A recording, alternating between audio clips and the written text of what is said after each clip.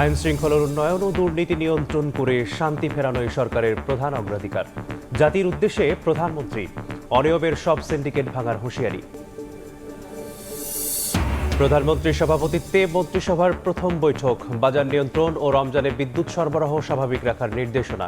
দ্রুতই 180 দিনের পরিকল্পনা প্রকাশ।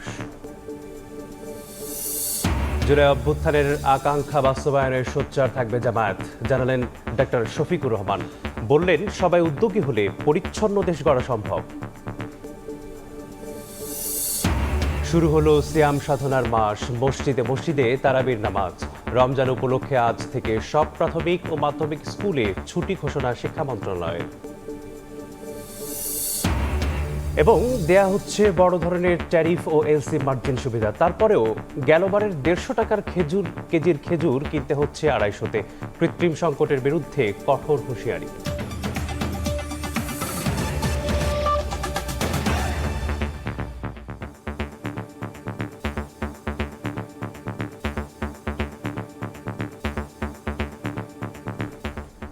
ভোরের সময় সঙ্গে আছি আমি মেসবাহুল আলিফ।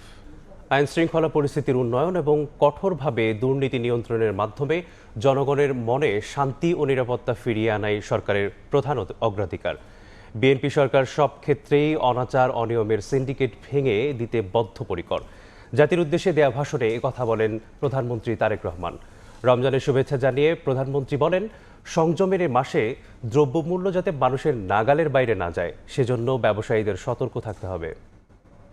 ফ্যাসিবাদের সময়কালে দুর্নীতি দুঃশাসনে পর্যুদস্ত একটি ভঙ্গুর অর্থনীতি, দুর্বল শাসন কাঠামো আর অবনতিশীল আইন শৃঙ্খলা পরিস্থিতির মধ্য দিয়ে নতুন সরকার যাত্রা শুরু করেছে।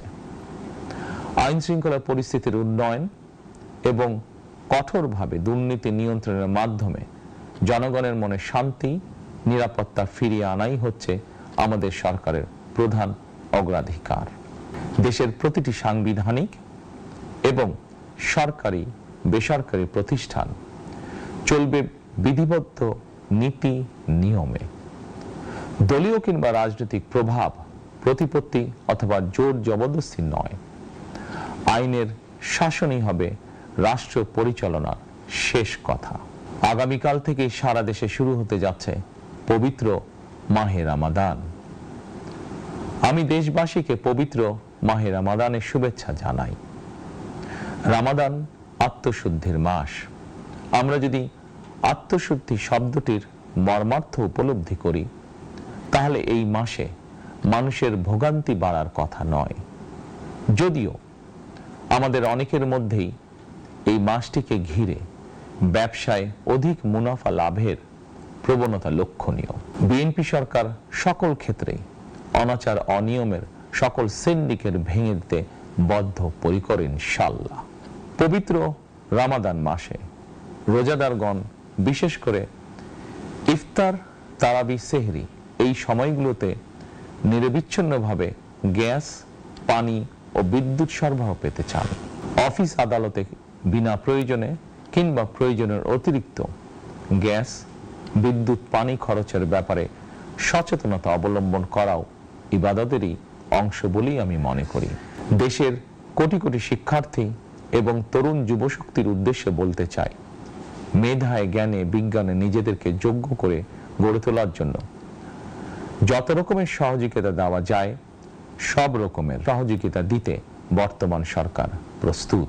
কর্মসংস্থান এবং কর্ম পরিবেশ নিশ্চিত করার সুনির্দিষ্ট অঙ্গীকার নিয়ে বর্তমান সরকার যাত্রা শুরু করেছে। আমরা আমাদের পরিকল্পনা এবং প্রতিশ্রুতি বাস্তবায়নের কাজ শুরু করে দিয়েছি ইনশাআল্লাহ। অঙ্গীকার পূরণের এই যাত্রা পথে আমরা ভবিষ্যতের দিনগুলোতেও আপনাদের অব্যাহত সমর্থন প্রত্যাশা করি। নবগঠিত সরকার গঠনের সুযোগ দিতে যারা বিএনপিকে ভোট দিয়েছেন কিংবা দেননি অথবা কাউকেই ভোট দেননি, এই সরকারের প্রতি আপনাদের সবার সমান অধিকার। শপথ নেয়ার পরদিনই ৭১-এর বীর শহীদদের প্রতি শ্রদ্ধা জানালেন প্রধানমন্ত্রী তারেক রহমান। পরে বাবা শহীদ প্রেসিডেন্ট জিয়াউর রহমান এবং মা সাবেক প্রধানমন্ত্রী বেগম খালেদা জিয়ার সমাধিতে মন্ত্রিসভার সদস্যদের নিয়ে শ্রদ্ধা জানান। মন্ত্রিসভার সদস্যরা বলেন, জাতির গর্বিত সন্তানদের সম্মান না জানিয়ে এগিয়ে যাওয়া অসম্ভব। দুর্নীতিমুক্ত, সমৃদ্ধ ও শান্তিপূর্ণ দেশ গড়ার প্রত্যয় জানান তারা।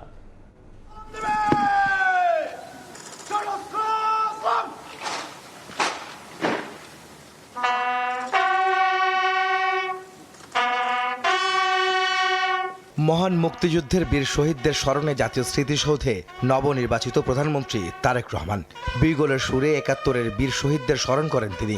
প্রথমে প্রধানমন্ত্রী হিসেবে ফুল দিয়ে শ্রদ্ধা নিবেদন করেন তারেক রহমান।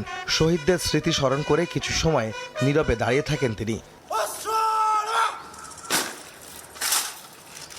এরপর নবনির্বাচিত মন্ত্রী ও প্রতিমন্ত্রীদের নিয়ে শ্রদ্ধা জানান প্রধানমন্ত্রী। মন্ত্রিপরিষদের পরে ৩ বাহিনী প্রধান ও সশস্ত্র বাহিনীর ঊর্ধ্বতন কর্মকর্তাদের সঙ্গে কুশল বিনিময় করেন তারেক রহমান। পরে স্মৃতিসৌধে পরিদর্শন বইতে অভিমত ব্যক্ত করে স্বাক্ষর করেন প্রধানমন্ত্রী। এরপরে রেওয়াজ অনুযায়ী জাতীয় স্মৃতিসৌধ প্রাঙ্গণে একটি গাছের চারা রোপণ করেন তিনি। শ্রদ্ধা নিবেদনের পর মন্ত্রিসভার সদস্যরা বলেন, জাতির গর্বিত সন্তানদের সম্মান না জানিয়ে এগিয়ে যাওয়া অসম্ভব।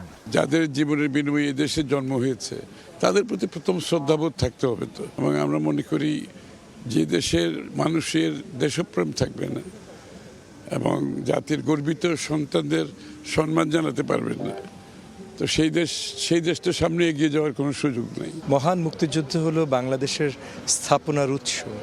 মহান মুক্তিযুদ্ধকে সঠিক সম্মান না দিয়ে আমরা বাংলাদেশের জন্য কাজ করতে সক্ষম হব না। এরপর বেলা ১২টায় সাভার থেকে রাজধানীর শেরেবাংলা নগরে আসেন প্রধানমন্ত্রী তারেক রহমান। বাবা শহীদ রাষ্ট্রপতি জিয়াউর রহমান ও মা সাবেক প্রধানমন্ত্রী বেগম খালেদা জিয়ার কবর জিয়ারত শ্রদ্ধা নিবেদন করেন ছেলে তারেক রহমান। সঙ্গে ছিলেন মন্ত্রী পরিষদের সদস্যরাও। নতুন মন্ত্রী প্রতিমন্ত্রীরা বলেন, রাষ্ট্র পরিচালনায় দুর্নীতি দমন করে আইনের শাসন প্রতিষ্ঠায় কাজ করবেন তারা। একটা দেশপ্রেমিক সরকার যেভাবে করা দরকার, সবকিছুর ঊর্ধ্বে একটা দুর্নীতিমুক্ত প্রশাসন। যেখানে যেখানে দুর্নীতি যেভাবে আছে সেটা পর্যায়ক্রমে চিহ্নিত করে সেই পথরুদ্ধ করা হবে। দুর্নীতিমুক্ত বাংলাদেশ করতে হবে। জুলাই আগস্টের গণ অভ্যুত্থান, যে হাজারো শহীদ, তাদের যে আকাঙ্ক্ষা, এই আকাঙ্ক্ষা পূরণ করাটাই কিন্তু এই সরকারের, এই সংসদের প্রধান দায়। শান্তিপূর্ণ দেশ গড়তে সবাইকে সহযোগিতার আহ্বানও জানান নতুন মন্ত্রীরা। আহমেদ সালেহীন, সময় সংবাদ, ঢাকা। দ্রব্যমূল্য নিয়ন্ত্রণ, রোজায় বিদ্যুৎ সরবরাহ স্বাভাবিক এবং আইন শৃঙ্খলা পরিস্থিতির উন্নয়নে কাজ করতে মন্ত্রী প্রতিমন্ত্রীদের নির্দেশ দিয়েছেন প্রধানমন্ত্রী তারেক রহমান।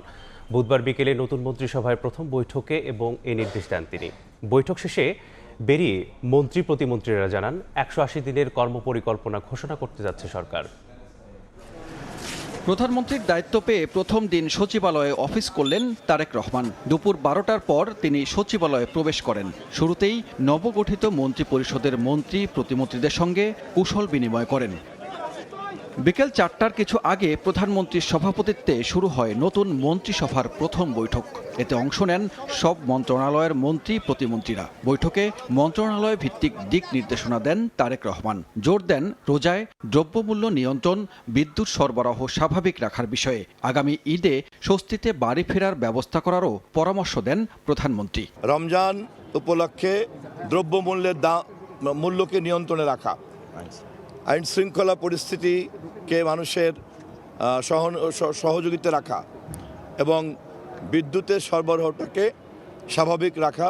জনগণের যে ম্যান্ডেট আমরা পেয়েছি, বাংলাদেশের জনগণের জন্য আমরা কিভাবে প্রত্যেকটা মন্ত্রণালয় কাজ করবে সুন্দরভাবে, সেটাই মূল ওনার বক্তব্য ছিল। আমরা স্ব মন্ত্রণালয়ের যারা দায়িত্বে আছি তারা যেন যে কোনো ধরনের প্রভাব এবং স্বজনপ্রীতি ঊর্ধ্বে থেকে কাজ করি এবং বিশেষ করে দুর্নীতির প্রশ্নে যেন আমাদের একটা শক্ত অবস্থান থাকে। মন্ত্রীরা জানান, শিগগিরই ১৮০ দিনের কর্মসূচি ঘোষণা করতে অগ্রাধিকার ভিত্তিতে কাজ প্রস্তুত করার নির্দেশ দিয়েছেন প্রধানমন্ত্রী। 180 ডেজের একটা প্রায়োরিটি নির্ধারণ করেছে। কে কার কি অ্যাফিলিয়েশন আছে সেটা আমরা দেখব না, আমরা মেরিট ভিত্তিতে সবাইকে যাচাই করব। আমরা যে প্রতিশ্রুতি জনগণকে দিয়েছি সেই প্রতিশ্রুতি যেন বাস্তবায়ন করতে পারি আমাদের প্রধানমন্ত্রী তারেক রহমানের। আলাদা বৈঠক করেন সচিবদের সঙ্গেও অতীতের খারাপ সব অভিজ্ঞতা ভুলে নতুন উদ্যমে কাজ করার নির্দেশ দেন। যোগ্যতার ভিত্তিতে মূল্যায়ন করার কথাও বলেন প্রধানমন্ত্রী। সকল সচিবরা যেন পেশাদারিত্বের সাথে এবং মেধাকে কাজে লাগে জনস্বার্থে দেশের জন্য ভালো কাজ করে, আমরা আপনাদের সহযোগিতা চাই। প্রথম দিন 7 ঘন্টার বেশি সময় অতিবাহিত করে সচিবালয় ত্যাগ করেন প্রধানমন্ত্রী তারেক রহমান। দিনভর কর্মব্যস্ততার মধ্য দিয়ে প্রথম দিন শেষ করলেন প্রধানমন্ত্রী তারেক রহমান। সচিবালয়ে তিনি কুশল বিনিময় করলেন, পাশাপাশি বিভিন্ন মন্ত্রণালয়কে দিক নির্দেশনা দিলেন 180 দিনের কর্মপরিকল্পনা করতেও।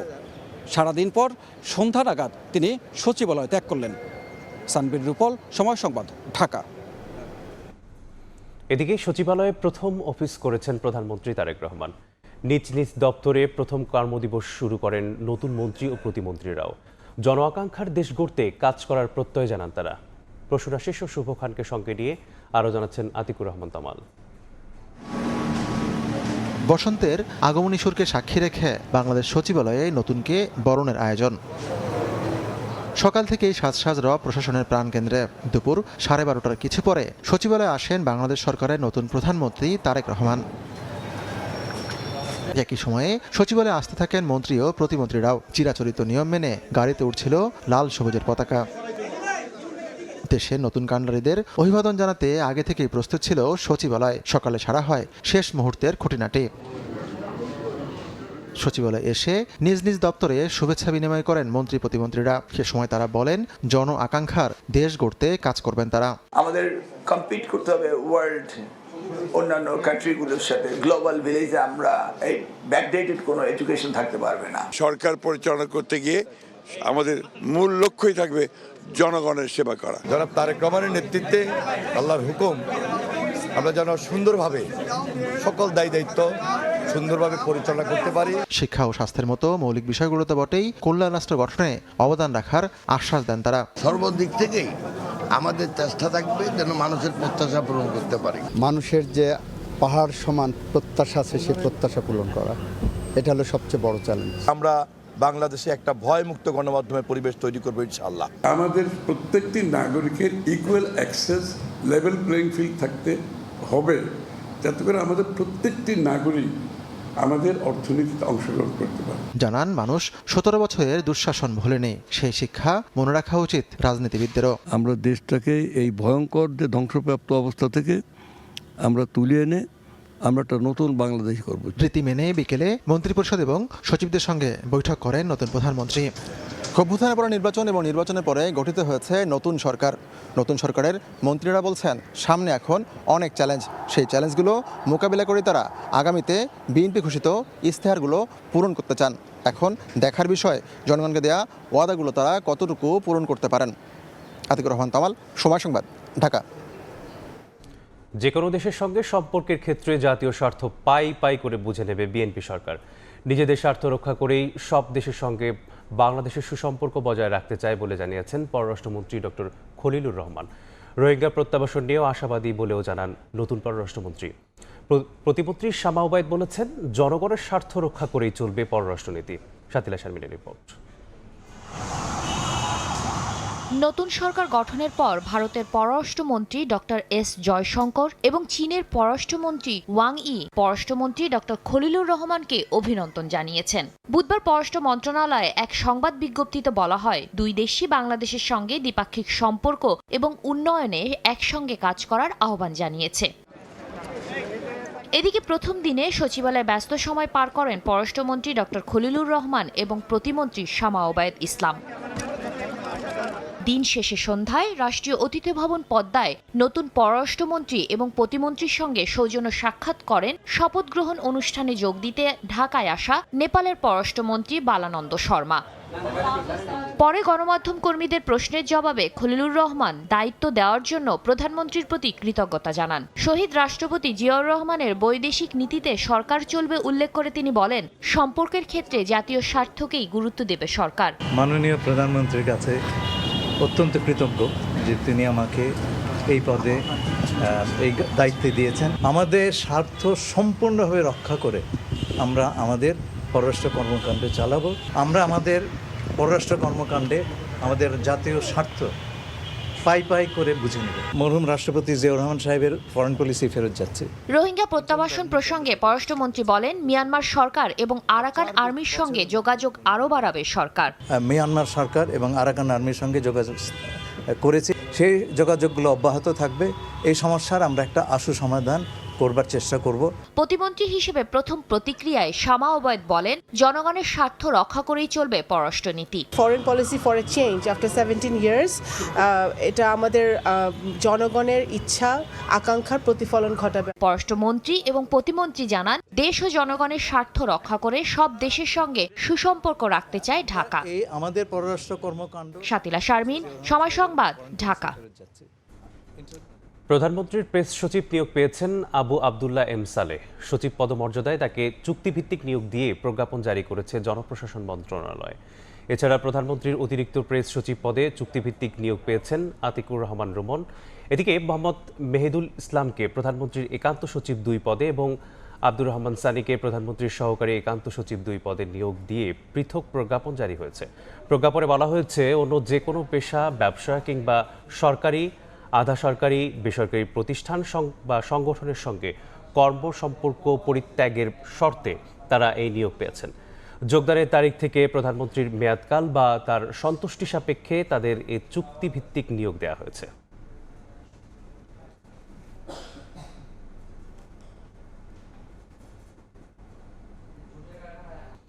জুলাই অভ্যুত্থানের আকাঙ্ক্ষা বাস্তবায়নে জামায়াত সোচ্চার থাকবে বলে জানিয়েছেন দলটির আমির ও প্রধান বিরোধী দলীয় নেতা ডাক্তার শফিকুর রহমান।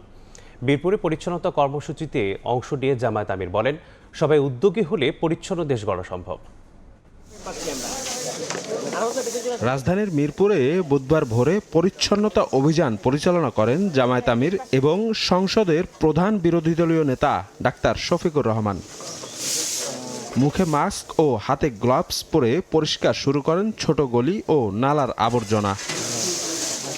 এমন অভিযানের ধারাবাহিকতা রক্ষা করা হবে জানিয়ে শফিকুর রহমান দেশের সকল নাগরিকদের নিজ নিজ বাড়ির আঙিনা পরিষ্কার রাখার আহ্বান জানান। রাষ্ট্র সংস্কারের মাধ্যমে দেশের সকল স্তরের আবর্জনা দূর করা হবে বলেও প্রত্যয় ব্যক্ত করেন তিনি। এই আবর্জনা রাস্তার ময়লা, ড্রেইনের ময়লা, সোলার ময়লা থেকে শুরু করে মানুষের মনের আবর্জনা আমরা দূর করতে চাই। আমরা একটা পরিচ্ছন্ন সমাজ গড়ব, যে সমাজে আমাদের পরিবেশও সুন্দর থাকবে, আমাদের মনটাও সুন্দর থাকবে। নিজ নিজ আঙ্গিনা আমরা পরিষ্কার রাখলেই দেশ পরিষ্কার হয়ে যাবে। সরকার দলের দৃষ্টি আকর্ষণ করে তিনি আরও বলেন, যে জুলাইয়ের কারণে গণতান্ত্রিক ধারায় ফিরেছে দেশ, সেই জুলাইয়ের চেতনা বাস্তবায়নে সকলকে সংসদে ভূমিকা রাখা প্রয়োজন। সংস্কার পরিষদের সদস্য হিসাবে শপথ না নেওয়া জুলাইকে অপমান করার শামিল আমরা মনে করি। এই জুলাইয়ের কারণেই তো এই নির্বাচন হলো। এই নির্বাচন হওয়ার কারণে তারেক রহমান সাহেব হয়েছেন প্রধানমন্ত্রী, আমি হয়েছি বিরোধী দলীয় নেতা। এই জুলাই না আসলে কি আমরা এটা হতে পারতাম? এই খেদমতের এই সেবার সুযোগ পেতাম? তাহলে জুলাইকে আমাদের অবশ্যই স্বীকৃতি দিতে হবে, সম্মান করতে হবে এবং জুলাইয়ের আকাঙ্ক্ষার ভিত্তিতে যে সমস্ত সংস্কার প্রস্তাব সামনে এসেছে এই সবগুলা বাস্তবায়ন করা হবে এই সংসদের পবিত্র দায়িত্ব। অভ্যুত্থানের আকাঙ্ক্ষা বাস্তবায়নে জামায়াত সোচ্চার থাকবে বলেও মন্তব্য করেন শফিকুর রহমান। আমরা জনগণের হয়ে সেখানে কথা বলবো, আমরা কিন্তু ছেড়ে দেব না। শফিক মুন্সি, সময় সংবাদ, ঢাকা। জুলাই জাতীয় সনদকে অবৈধ ও সংবিধানের সঙ্গে সাংঘর্ষিক ঘোষণার নির্দেশনা চেয়ে হাইকোর্টে রিট দায়ের করেছেন একজন আইনজীবী। বুধবার অ্যাডভোকেট ইউনুস আলী আকন্দ রিটটি দায়ের করেন। রিটে জুলাই জাতীয় সনদের কার্যকারিতা স্থগিত চাওয়া হয়েছে। মন্ত্রিপরিষদ সচিব, আইন সচিব, জাতীয় ঐক্যমত্য কমিশন, প্রধান নির্বাচন কমিশনার সহ সংশ্লিষ্টদের রিটে বিবাদী করা হয়েছে। রিটকারী আইনজীবী জানান, আগামী সপ্তাহে বিচারপতি রাজিক আল জলিলের নেতৃত্বাধীন হাইকোর্ট বেঞ্চে রিট আবেদনটির ওপর শুনানি হতে পারে। এর আগে মঙ্গলবার গণভোটের বৈধতা চ্যালেঞ্জ ও ফল বাতিল চেয়ে রিট করেন আরেক আইনজীবী। এতে মন্ত্রিপরিষদ সচিব ও আইন সচিবকে বিবাদী করা হয়েছে। বিএনপির নেতৃত্বাধীন নতুন সরকারে খুলনা বিভাগ থেকে মন্ত্রী প্রতিমন্ত্রী হয়েছেন 4 জন। এতে উচ্ছ্বসিত দলীয় নেতাকর্মী ও স্থানীয়রা। তাদের কাছে রাষ্ট্রীয় কাঠামো ও জীবনমান উন্নয়নের প্রত্যাশাও তুঙ্গে। আব্দুল আল মামুনের রুবেলের প্রতিবেদন। সংসদ নির্বাচনের ফল ঘোষণার পর থেকেই বিজয়ীদের ঘিরে আনন্দ আর উচ্ছ্বাস প্রতিটি এলাকায়। সে উচ্ছ্বাস আরো বাড়ে মন্ত্রী প্রতিমন্ত্রী পদ পাওয়া এলাকাগুলোতে। উচ্ছ্বাস আনন্দের সাথে চলে মিষ্টি বিতরণও। খুলনা বিভাগের 36টি আসনে 11 জন সাংসদ নির্বাচিত হয়েছেন বিএনপি থেকে, যাদের মধ্য থেকে 4 জনই জায়গা করে নিয়েছেন মন্ত্রিসভায়। মন্ত্রী প্রতিমন্ত্রী হিসেবে মঙ্গলবার শপথ নেন তারা। এদের মধ্যে ঝিনাইদহের অ্যাডভোকেট মোহাম্মদ আসাদুজ্জামান প্রথমবারই সংসদ নির্বাচনে প্রার্থী হয়ে বাজিমাত করেছেন। সংসদ সদস্য নির্বাচিত হওয়ার পর তাকে দেয়া হয়েছে আইন মন্ত্রণালয়ের দায়িত্ব।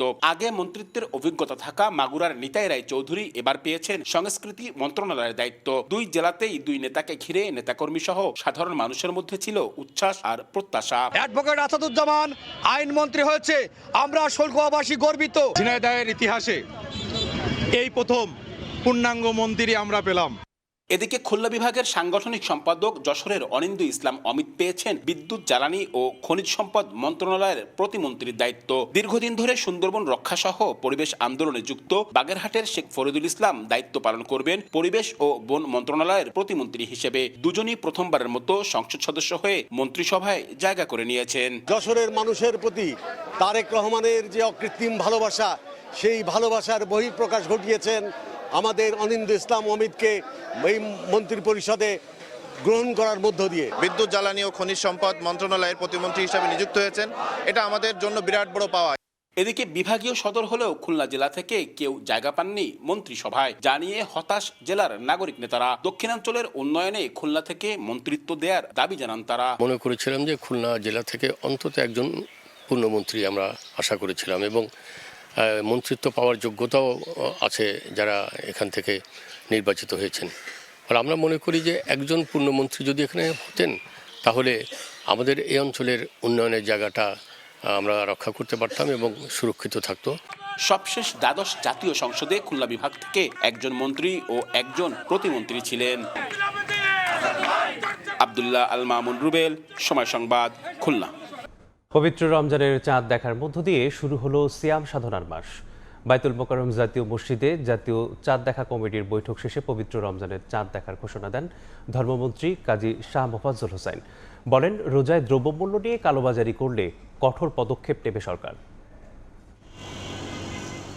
শুরু হলো পবিত্র রমজান মাস। সন্ধ্যা 6:25 কক্সবাজার সমুদ্র সৈকতের লাবণী পয়েন্ট থেকে চাঁদ দেখতে পান চাঁদ দেখা কমিটির সদস্য ও কক্সবাজার কেন্দ্রীয় জামে মসজিদের ইমাম মুফতি সোলাইমান কাশেমি। সঙ্গে ছিলেন কমিটির অন্য সদস্যরাও। 6:25 দিকে আমরা প্রথম মোবাইলের ক্যামেরায় আমাকে দেখতে পাই, এবং ওখানে চাঁদ একটা তারা দেখা যাচ্ছিল, এবং সেটাকে কেন্দ্র করে আমরা খালি চোখেও দেখার চেষ্টা করি এবং একটু কিছু দেখতে পাই।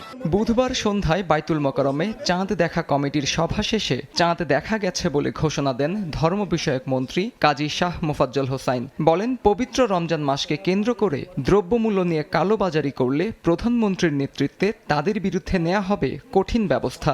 আমরা যেন আল্লাহর হুকুম অনুযায়ী দেশটাকে চালাতে পারি। আমার বিশ্বাস, আমাদের মাননীয় প্রধানমন্ত্রীর নেতৃত্বে আমরা সেই সমস্ত কালোবাজারি থেকে বঙ্গোপসাগরে ছুড়ে ফেলতে চাই। এদিকে বুধবার প্রথম তারাবির নামাজ আদায় করেন ধর্মপ্রাণ মুসল্লিরা। বছর ঘুরে আবারও তারাবি আদায় করতে পারায় সৃষ্টিকর্তার শুকরিয়া আদায় করেন তারা। সমাজ জীবনে, রাষ্ট্রীয় জীবনে, ব্যক্তিগত জীবনে যত বেশি আত্মশুদ্ধির চেষ্টা করব, তবে আমাদের সমাজটা সুন্দর হবে। রমজান মাসে আমরা সবাই যাতে সুন্দরভাবে ইবাদত করতে পারি, ওইটাই আমাদের ইচ্ছা। রোজা পালনের জন্য তৌফিক দান করছে, যদি সব ঠিকঠাক থাকে যেন আল্লাহ তাআলা কবুল করেন। আত্মশুদ্ধি ও মানবিক মূল্যবোধ জাগ্রত করার এক মহা সুযোগ আসে এই রমজান মাসে। আত্মজ রহমান, সময় সংবাদ, ঢাকা। সিয়াম সাধনায় মগ্ন হয়ে মহান আল্লাহর সন্তুষ্টি লাভের মাস রমজান। পবিত্র এই মাসের শুরুটা নানা আয়োজনে উদযাপন করেন অনেকেই। পরিবার, পরিজন ও বন্ধু বান্ধবদের নিয়ে বাইরে খেয়ে স্মরণীয় করে রাখেন প্রথম সেহরি। ওয়ালিউল সাকিবের রিপোর্ট।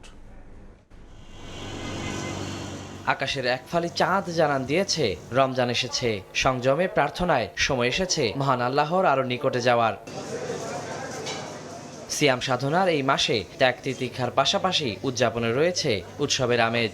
সবাই সবার মতো মহান আল্লাহ তাআলার কাছে প্রার্থনা করব যেন আমরা ভালো থাকি এবং আমাদের রমজানটা যেন কবুল হয়। রমজান মাসের শুরুটা এমন স্মরণীয় করে রাখতে অনেকেই প্রথম সেহরি করেন ঘরের বাইরে। প্রথম রমজান আজকে বাইরে সেহরি করলাম, মানে পরিবার নিয়ে। দীর্ঘ 1 বছর অপেক্ষার পরে আমরা হচ্ছে যে এই দিনটা পাই, তো এটা আমাদের জন্য অনেক বেশি স্পেশাল। আব্বু আম্মু আর ছোট বোনকে নিয়ে সেহরি করতে আসছি, অনেক ভালো লাগতেছে। ফার্স্ট টাইম আমরা আসলাম যে সেহরি খাওয়ার জন্য, ভালোই লাগতেছে। তবে পরিবারের সঙ্গে সেহরি করার সুযোগ না থাকায় বন্ধু বান্ধবদের সঙ্গেই রমজান শুরু করেন কেউ কেউ। আমরা ব্যাচেলর সবাই একসাথে থাকি, তো আজকে ভাবছি যে আমরা প্রথম রমজানের সেহরিটা সবাই একসাথে বসে এখানে করব। আমরা তো ব্যাচেলর মানুষ, জব করি, ফ্যামিলি নাই, ফ্যামিলি গ্রামে, আর তাই আসছি আজকে সেহরির সময় আমরা সেহরি করার জন্য। প্রতি বছরই আমরা অপেক্ষায় থাকি এই দিনটার, তো আজকে প্রথম রোজা, প্রথম দিন খাওয়া দাওয়া করলাম।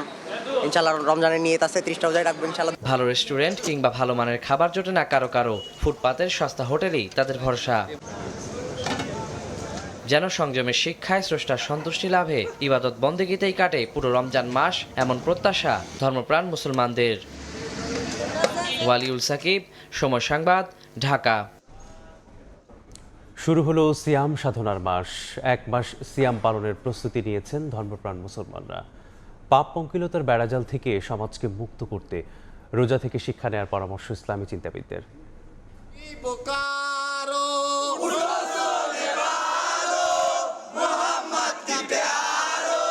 বছর ঘুরে আবারও এলো সাধনা ও ত্যাগের মাস পবিত্র মাহে রমজান, যে মাসটির অপেক্ষায় থাকেন ধর্মপ্রাণ মুসলমানরা।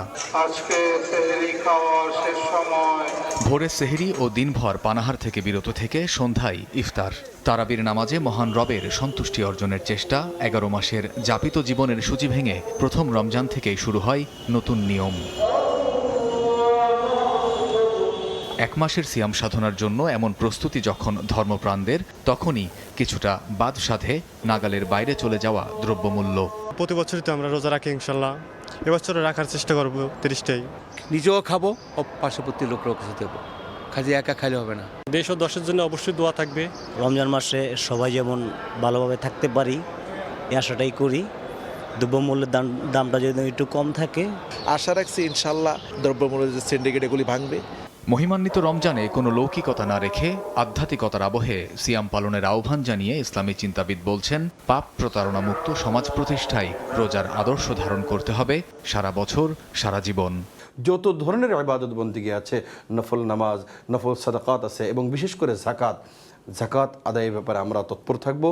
মুমিন তো এই ব্যক্তি যে কোনো ওয়াদা যদি করে জীবন চলে যেতে পারে, সেই ওয়াদা সে অবশ্যই পূর্ণ করবে। মাহে রমজান আমাকে একটি মেসেজ দিয়েছে, কাউকে ঠগিয়ে সাময়িক জিতলেও আমি স্থায়ীভাবে কিন্তু হেরে গিয়েছি, এই কথাটি কিন্তু আমাকে মনে রাখতে হবে। কারণ আজকের এই হারই চূড়ান্ত হার নয়, আজকের এই ঠকে যাওয়াটাই চূড়ান্ত ঠকে যাওয়া নয়। মানবিক সমাজ বিনির্মাণে রমজানের দীক্ষা হোক পাথেয়, সহযোগিতা আর সহমর্মিতায় ভরে উঠুক রহমত, ক্ষমা আর মুক্তির প্রতিটি দিন। কামরুজ্জামান মামুন, সময় সংবাদ, ঢাকা।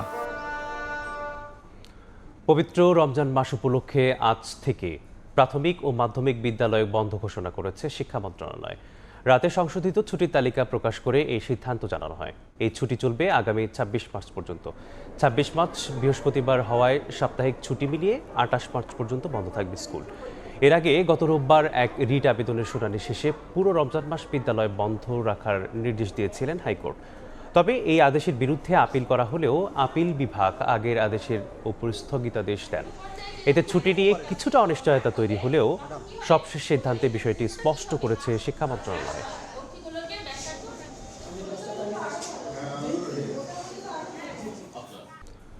বড় ধরনের ট্যারিফ ও এলসি মার্জিন সুবিধা দেওয়ার পরেও গত বছরের 150 টাকার কেজির খেজুর এবার কিনতে হচ্ছে 250 টাকায়। বছর ব্যবধানে এবার এই পণ্যের আমদানি বেড়েছে প্রায় 200%। বাংলাদেশ ব্যাংক বলছে, ডাল, চিনি, ছোলা, তেল আমদানি পর্যাপ্ত হওয়ায় বাজারে নেই সরবরাহের কোনো ঘাটতি। আবার অন্যদিকে রমজানের বাজারে কৃত্রিম সংকট তৈরি করলেই কঠোর ব্যবস্থা নেওয়ার হুঁশিয়ারি বাণিজ্য মন্ত্রণালয়। সেলিয়া সুলতানের রিপোর্ট। মুসলিম বিশ্বের জন্য রমজান আনন্দ আর একই সাথে পবিত্রতা, আত্মশুদ্ধি, সংযমের বার্তা দিলেও খেজুরের বাজারে তা যেন হাওয়া। ক্রেতার কাছে এটি এখন ন্যায় পরায়ণতা, অভাব বা সহানুভূতিহীন বাজার। যদি না কমে তাহলে কষ্ট তো আগের মতোই থেকে যাবে এবং কষ্টের কোনো সীমা থাকবে না। সেপ্টেম্বর থেকে ডিসেম্বর পর্যন্ত 4 মাসে গত বছর যেখানে ৩,১৮৪ মেট্রিক টন খেজুর আমদানি হয়েছে, সেখানে এবার ৯,৩০১ মেট্রিক টন খেজুর আমদানি করেছেন ব্যবসায়ীরা। কিন্তু ক্রেতাদের বাজারের অভিজ্ঞতা অসহনীয়। ছিল বাংলা খেজুর আর কি, যারা সবাই মানুষ খাইতো, ওই খেজুরটা এবছর হচ্ছে 200 টাকা, যেটা আমাদের 185 টাকা 90 টাকা কিনে আনতে হয়। তো ওটা ছিল গেছে বছর ছিল হচ্ছে 150 টাকা। নিত্যপণ্যের বাজার স্থিতিশীল রাখতে রমজানে প্রয়োজনীয় পণ্য আমদানি রেলসি স্থাপনে তথ্যে দেখা যায় দেশে পর্যাপ্ত মজুদ থাকায় ডাল, চিনি, পেঁয়াজ, রসুনে 11 থেকে 93% পর্যন্ত আমদানি হ্রাস পেয়েছে। অন্যদিকে চাহিদার তুলনায় 1 থেকে 36% আমদানি বেশি হয়েছে আদা, ছোলা ও ভোজ্য তেল। এরই মধ্যে বাজারে আমদানি খেজুর ঢুকেছে 192% বেশি। মজুদকৃত পণ্যগুলো ডিস্ট্রিবিউশন যদি যারা আমদানি করেছে তারা সঠিকভাবে করে ফেলে, তবে আশা করি কোনো পণ্যের কোনো ঘাটতি থাকবে না। সরকারি দফতরের তথ্য বলছে, ট্রেড অ্যাসোসিয়েশনের অনুরোধে এবার খেজুর আমদানিতে শুল্ক 25% থেকে কমিয়ে 15% করে এনবিআর। অগ্রিম আয়কর 10% থেকে কমিয়ে আনা হয় 3%। আগাম করের 5% পুরোপুরি বাতিল হয়। ফলে বড় ধরনের মওকুফের পরও কৃত্রিম সংকট তৈরি করে বাজার অসহনীয় করলে কঠোর ব্যবস্থা নেওয়ার কথা জানিয়েছে বাণিজ্য মন্ত্রণালয়। সরকারি সদিচ্ছার ব্যাপারটা সিন্ডিকেট যারা করে তারা জেনে গেছে এবং তারা সেই একত্রে থাকলেও সিন্ডিকেটের আচরণটা করবে না, এটা আমরা আশা করি। যদি করে তাহলে সরকার ব্যবস্থা নেবে, যথাযথ ব্যবস্থা নেবে এবং সেটা শক্ত ব্যবস্থা হবে। বাজার মনিটরিং এবার আরও জোরদার হচ্ছে জানিয়ে বাণিজ্য সচিব জানান, প্রশাসন ও আইনশৃঙ্খলা বাহিনীর সমন্বয়ে তৈরি টিম তৎপর থাকবে বাজারে। সেলিয়া সুলতানা, সময় সংবাদ, ঢাকা। সরবরাহ ঘাটতির তথ্য নেই, অথচ বাড়ছে দাম। রমজানের সুযোগে ভোক্তাকে চাপে ফেলার সেই চিরচেনা রূপে ফিরেছে রাজধানীর বাজার। লেবু হালিতে গুনতে হচ্ছে অন্তত 100 টাকা, ডাল, ছোলা, চিনি কেজিতে বেড়েছে অন্তত 10 টাকা পর্যন্ত। আর ইফতারে বাড়তি চাহিদা মেটাতে গিয়ে 20 টাকা পর্যন্ত বেড়েছে বেগুন শসায়। চড়েছে খেজুরের বাজার এবং মুরগির দরও, যা অস্বস্তিতে ফেলেছে ভোক্তাদের। রমজানের কেনাবেচায় ব্যস্ত রাজধানীর কারওয়ান বাজার। পর্যাপ্ত আমদানির তথ্য, সরবরাহ সংকট না থাকার সরকারি দাবি, সবকিছু ছাপিয়ে দাম বৃদ্ধির চিরচেনা দৃশ্য দোকানে দোকানে। চাহিদার শীর্ষে থাকা ডাল, ছোলা, চিনির দাম রমজানের আগের দিন বেড়েছে বরাবরের মতোই। যে ছোলাটা আমরা 75 টাকা বিক্রি করছি, ওটা এখন 80-85 টাকা বিদ্যমান হচ্ছে। চিনি, তেল, ডাউল, খেজুর এগুলো আমদানি প্রচুর পরিমাণ বেশি, এ কারণে বাজারে কোনো সংকট নাই। ইফতারের বিশেষ চাহিদা থাকা শসা, বেগুনের দামও বাড়তি। কেজিতে 20 টাকা বেড়ে পণ্য দুটি বিক্রি হচ্ছে 100 টাকা কেজি দরে।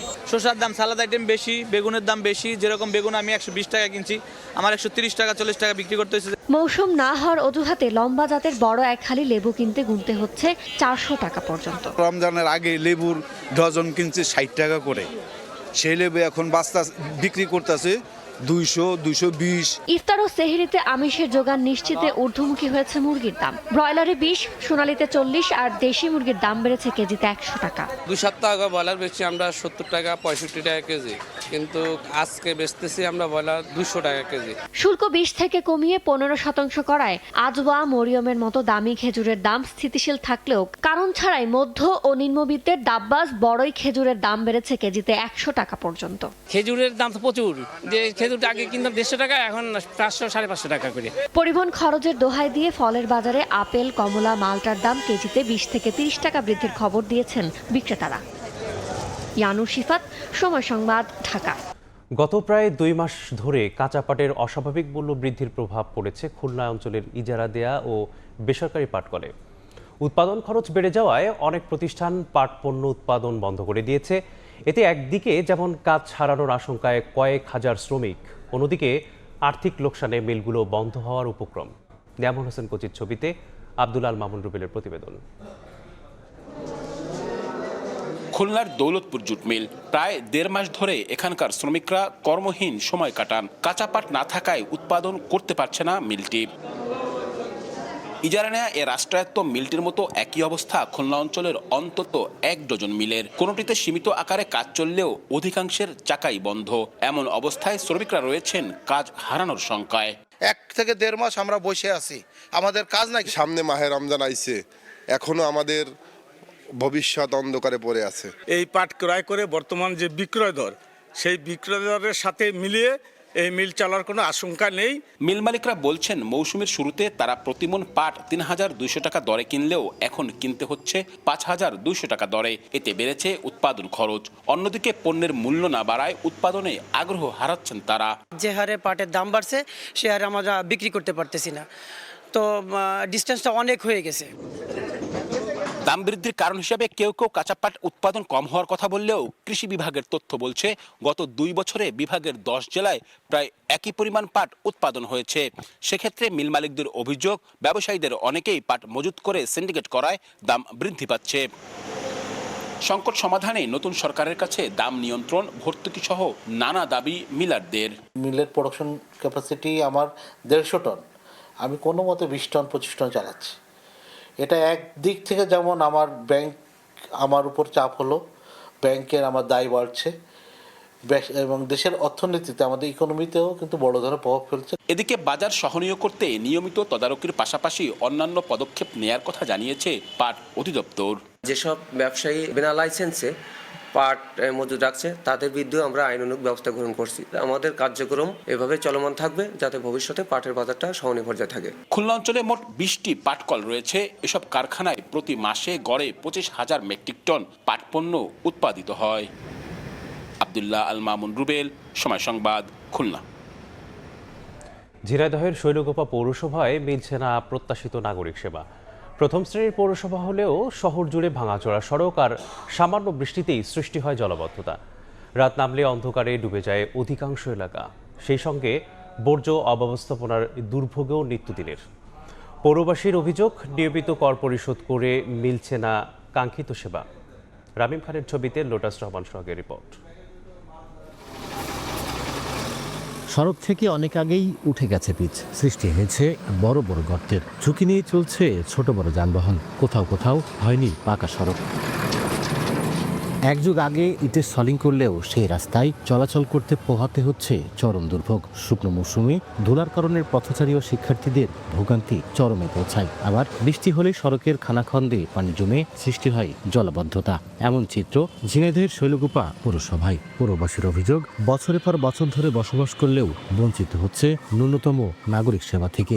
ড্রেন তো দূরের কথা, অনেক এলাকাতে নেই ভালো রাস্তা। বর্জ্য ব্যবস্থাপনার দুর্ভোগ তাদের নিত্যদিনের। পরিষ্কার করা হয় না ড্রেন। সেই সঙ্গে সড়কবাতি না থাকায় রাত হলেই অন্ধকারে চলাচল করতে হয় বাসিন্দাদের। অভিযোগ রয়েছে, পাওয়া যায় না পর্যাপ্ত সুপেয় পানি। সড়ক সংস্কার, ড্রেন নির্মাণ সহ নাগরিক সুবিধা বৃদ্ধির দাবি ভুক্তভোগীদের। আশেপাশে রাস্তা খুব খারাপ, যাওয়া যায় না, ঢোকা যায় না। ভাঙাচুরো, বৃষ্টি বাদল হইলে চলা যায় না। পানির কোনো লাইন নাই, তা আমাদের পানির বিল দিতে হচ্ছে। ট্যাক্সগুলো সবই দিয়ে দিই, পরিশোধ করি আমরা, কিন্তু এইগুলো হয় না। আমাদের রাস্তাটা সারা ব্যবস্থা আপনারা করে দেবেন। পৌর কর্তৃপক্ষ বলছে, পৌরসভার সড়ক সহ অবকাঠামো উন্নয়নে নেওয়া হয়েছে প্রকল্প। ধীরে ধীরে বাড়বে সেবার মান। আমাদের যে চলমান যে কাজগুলো অচিরেই সেগুলো সম্পন্ন করতে পারবে এবং কাজের গুণগত মান সহ সমস্ত কিছুই আমাদের প্রচেষ্টায় আছে এবং এটা অব্যাহত থাকবে। শৈলকুপা পৌরসভাটি স্থাপিত হয় 1992 সালে। প্রায় 22 বর্গ কিলোমিটার এই পৌরসভার বর্তমান বাসিন্দা প্রায় 70,000। লোটাস রহমান সোহাগ, সময় সংবাদ, ঝিনাইদহ। দখল, দূষণ আর আবর্জনায় মৃত প্রায় চুয়াডাঙ্গার মাথাভাঙা নদী নাব্যতা হারিয়ে সরু খালে পরিণত হয়েছে। এতে নদীর জীববৈচিত্র্য হুমকির মুখে পড়েছে। মাহফুজ মামুনের তথ্য ও আয়মান আহমেদ আনিসের ছবিতে রিপোর্ট। একসময়ের খরস্রোতা নদী দখল, দূষণে, আবর্জনার নালায় পরিণত হয়েছে। বাংলাদেশ ভারতের আন্তঃসীমান্ত নদী মাথাভাঙা। ভারতের মুর্শিদাবাদ হয়ে চুয়াডাঙ্গা, মেহেরপুর ও কুষ্টিয়ার অংশে বয়ে গেছে নদীটি। ভরা যৌবনে স্বচ্ছ পানিতে ছলছল করত যে নদী, বর্তমানে দূষিত পানি, প্লাস্টিকের বোতল ও বর্জ্যে নষ্ট করছে পরিবেশ। নাব্য হারিয়ে দিন দিন বিলীন হচ্ছে নদীর জীববৈচিত্র্য। আগে মেলা পানি ছিল, নদীতে নৌকা টোকা চলতো, লঞ্চ চলতো, 1000 মনের ট্রলার আসতো, মাল নিয়ে আসতো, এই জায়গায় নোংর করতো। এখন অনেকেই ময়লা নিয়ে দেখে বাসার ময়লা ওই নদীর কুনায় ফেলে। চুয়াডাঙ্গা পৌরসভার ময়লা এমন ভাবে ফেলা হয়, এই নদীটা যে অবস্থা, মানে নদীর ধারেও এখন পরিবেশ নেই আসার, আর দুনিয়ার দুর্গন্ধ। অভিযোগ উঠেছে একটি চক্র নদীতে বাঁধ ও বাঁশের বেড়া দিয়ে চাষ করছে মাছ, এতে বাধাগ্রস্ত হচ্ছে পানি প্রবাহ। এছাড়া দুই পাড়ের শত শত বিঘা জমি দখলে নিয়েছে স্থানীয় প্রভাবশালীরা। নদীর পাড়ে নির্মাণ করা হয়েছে নানা স্থাপনা। এই নদী শুধুমাত্র চুয়াডাঙ্গা নয়, এই অঞ্চলের প্রাণ প্রকৃতি বলেই আমরা বিশ্বাস করি। কিন্তু দুর্ভাগ্যজনক বিষয় যে কিছু সরকারি এবং বেসরকারি প্রতিষ্ঠান এই নদীটিকে যেমন দখল করছে তেমন দূষণও করছে। বিশেষ করে চুয়াডাঙ্গা পৌরসভা এই মাথাভাঙা নদী দূষণের পেছনে অন্যতম দায়ী। যে সমস্ত ব্যক্তি এই দখল, দূষণ এবং এই পানি ড্রেনের যে ময়লা মলমূত্রতে ছাড়ছে, তাদেরকে এখনই আইনের আওতায় নিয়ে এসে তাদেরকে বিচারের ব্যবস্থা করতে হবে। তা আমরা চাই যে এই নদীটা আবার নতুন করে খনন করা হোক, পরিষ্কার রাখা হোক, তাতে পরিবেশটাও ঠিক থাকবে। নদীর হারানো ঐতিহ্য ফিরিয়ে আনতে গতানুগতিক আশ্বাস পানি উন্নয়ন বোর্ডের। মাথাভাঙা নদী খনন এবং পানি ধরে রাখার জন্য আমাদের একটি স্টাডি প্রকল্প চলমান আছে। প্রকল্পটি অনুমোদন লাভ করলে স্টাডি প্রাপ্তির সাপেক্ষে আমরা একটি প্রকল্প গ্রহণ করতে পারব।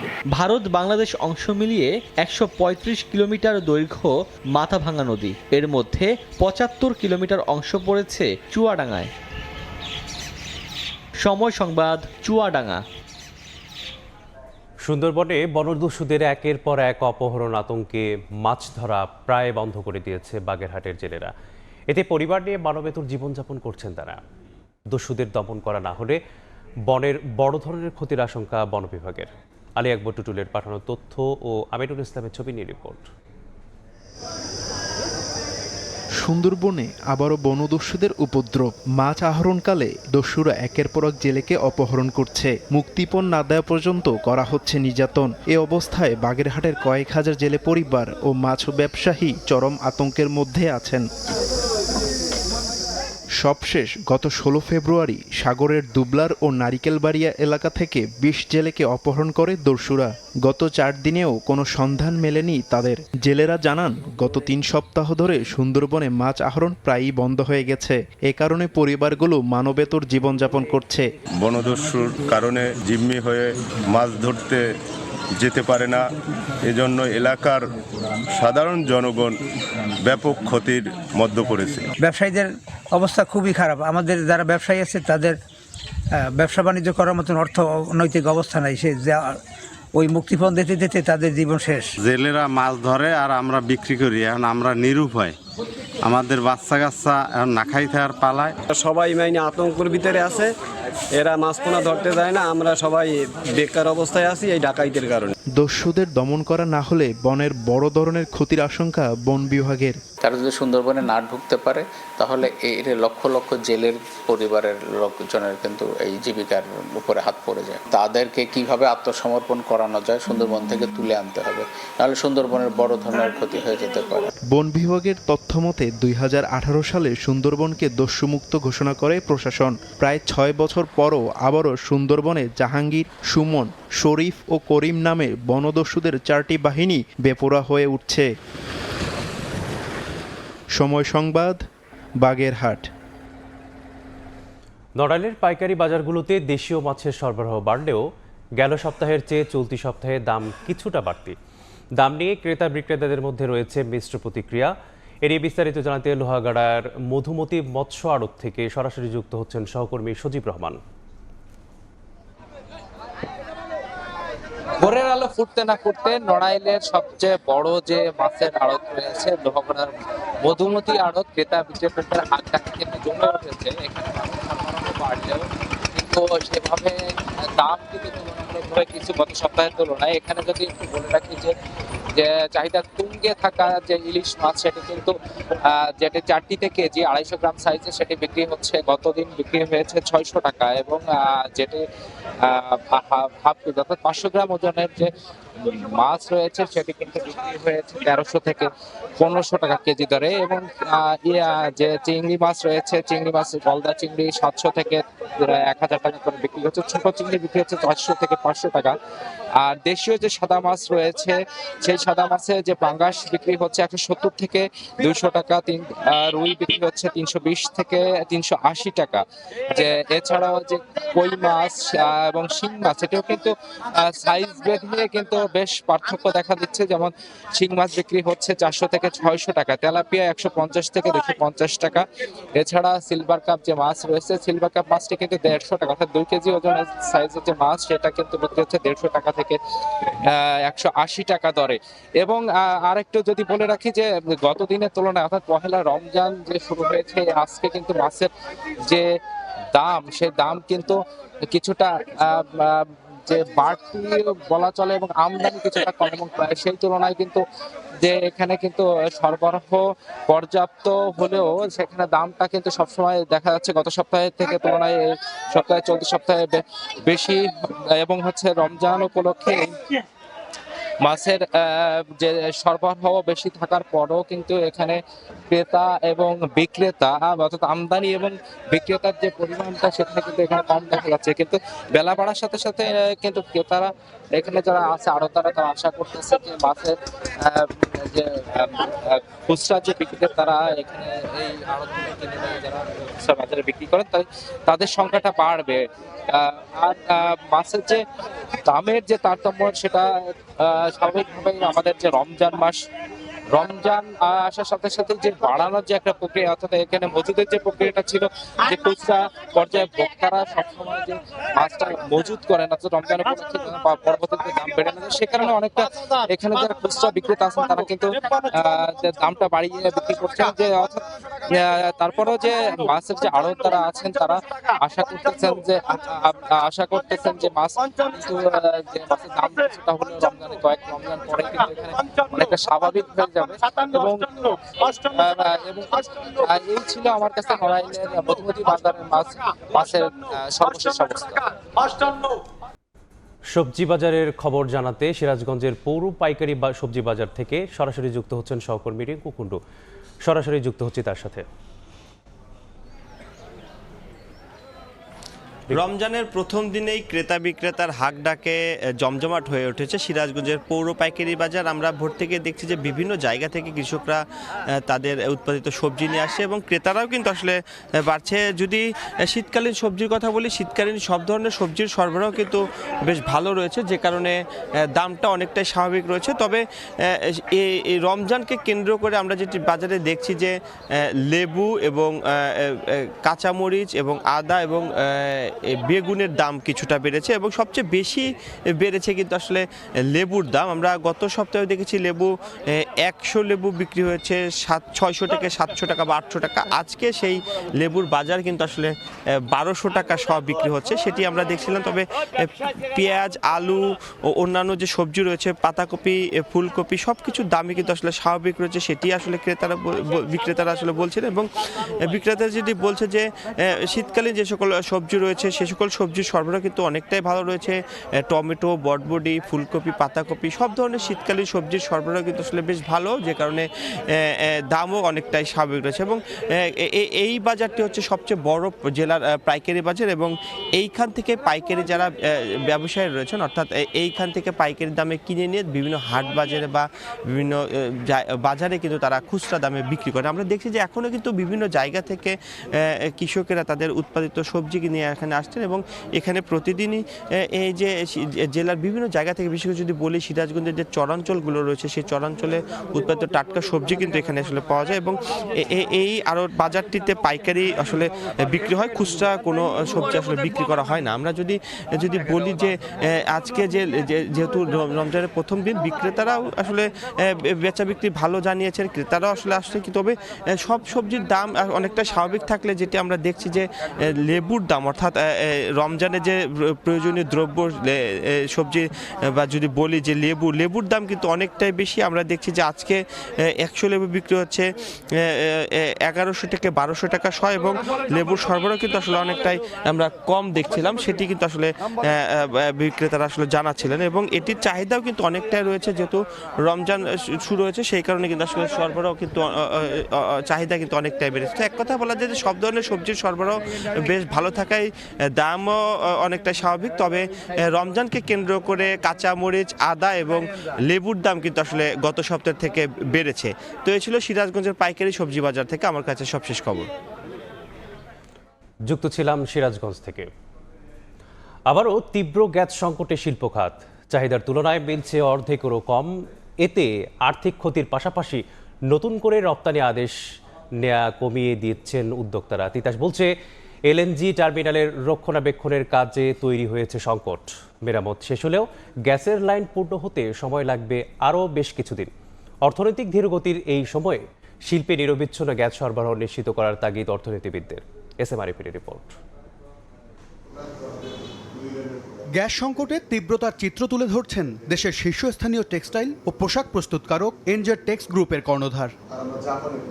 জানান, প্রতিদিন 120 টন সুতা তৈরি, 2 লাখ মিটার কাপড় রং করার পাশাপাশি 2 লাখ মিটার ফিনিশড কাপড় তৈরি করে তার প্রতিষ্ঠান। এর জন্য প্রতিদিন গ্যাসের চাহিদা 10 PSI দরকার হলেও মিলছে 4 থেকে 5 PSI। এতে উৎপাদন কমেছে 15 থেকে 20%। রূপগঞ্জ, নারায়ণগঞ্জ, এই জন্য আমরা গ্যাসের সাপ্লাই কিছুটা ত্রুটি পেয়েছি। এরপর আমাদের ইন্ডাস্ট্রিগুলো ঠিকমতো চালাতে পারছি না। তিতাস বা পেট্রোবাংলা যারা এর সাথে জড়িত, ওনারা জানে যে গ্যাস ছাড়া আমাদের ইন্ডাস্ট্রি একমতো চলতে পারে না।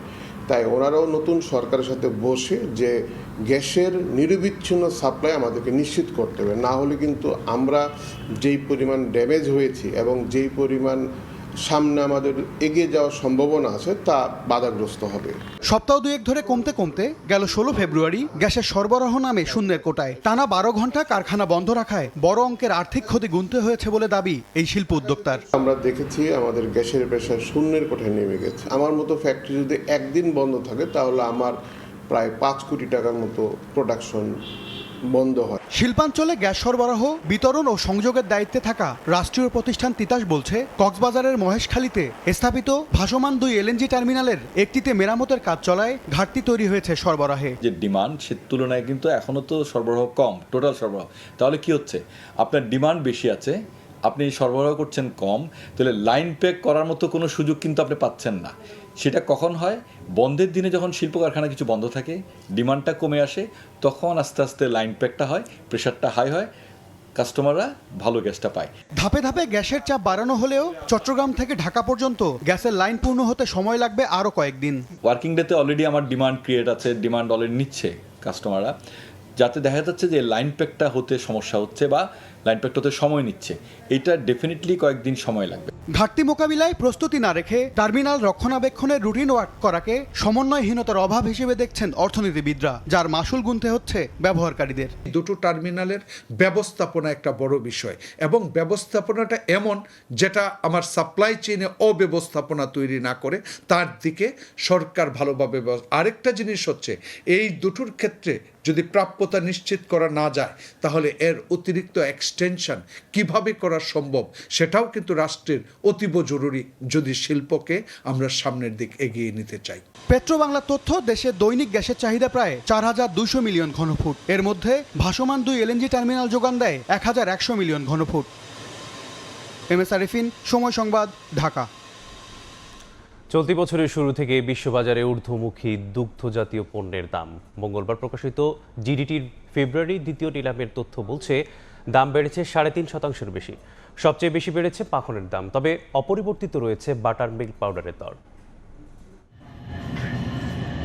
গ্লোবাল ডেইরি ট্রেড জিডিটির ফেব্রুয়ারি দ্বিতীয় নিলামের তথ্য বলছে, দুগ্ধজাতীয় পণ্যের দাম 3.6% বেড়েছে। 167 জনের অংশ নেওয়া নিলামে 22,240 টন পণ্য কেনাবেচা হয়েছে। টন প্রতি গড় দাম পড়েছে $4,028।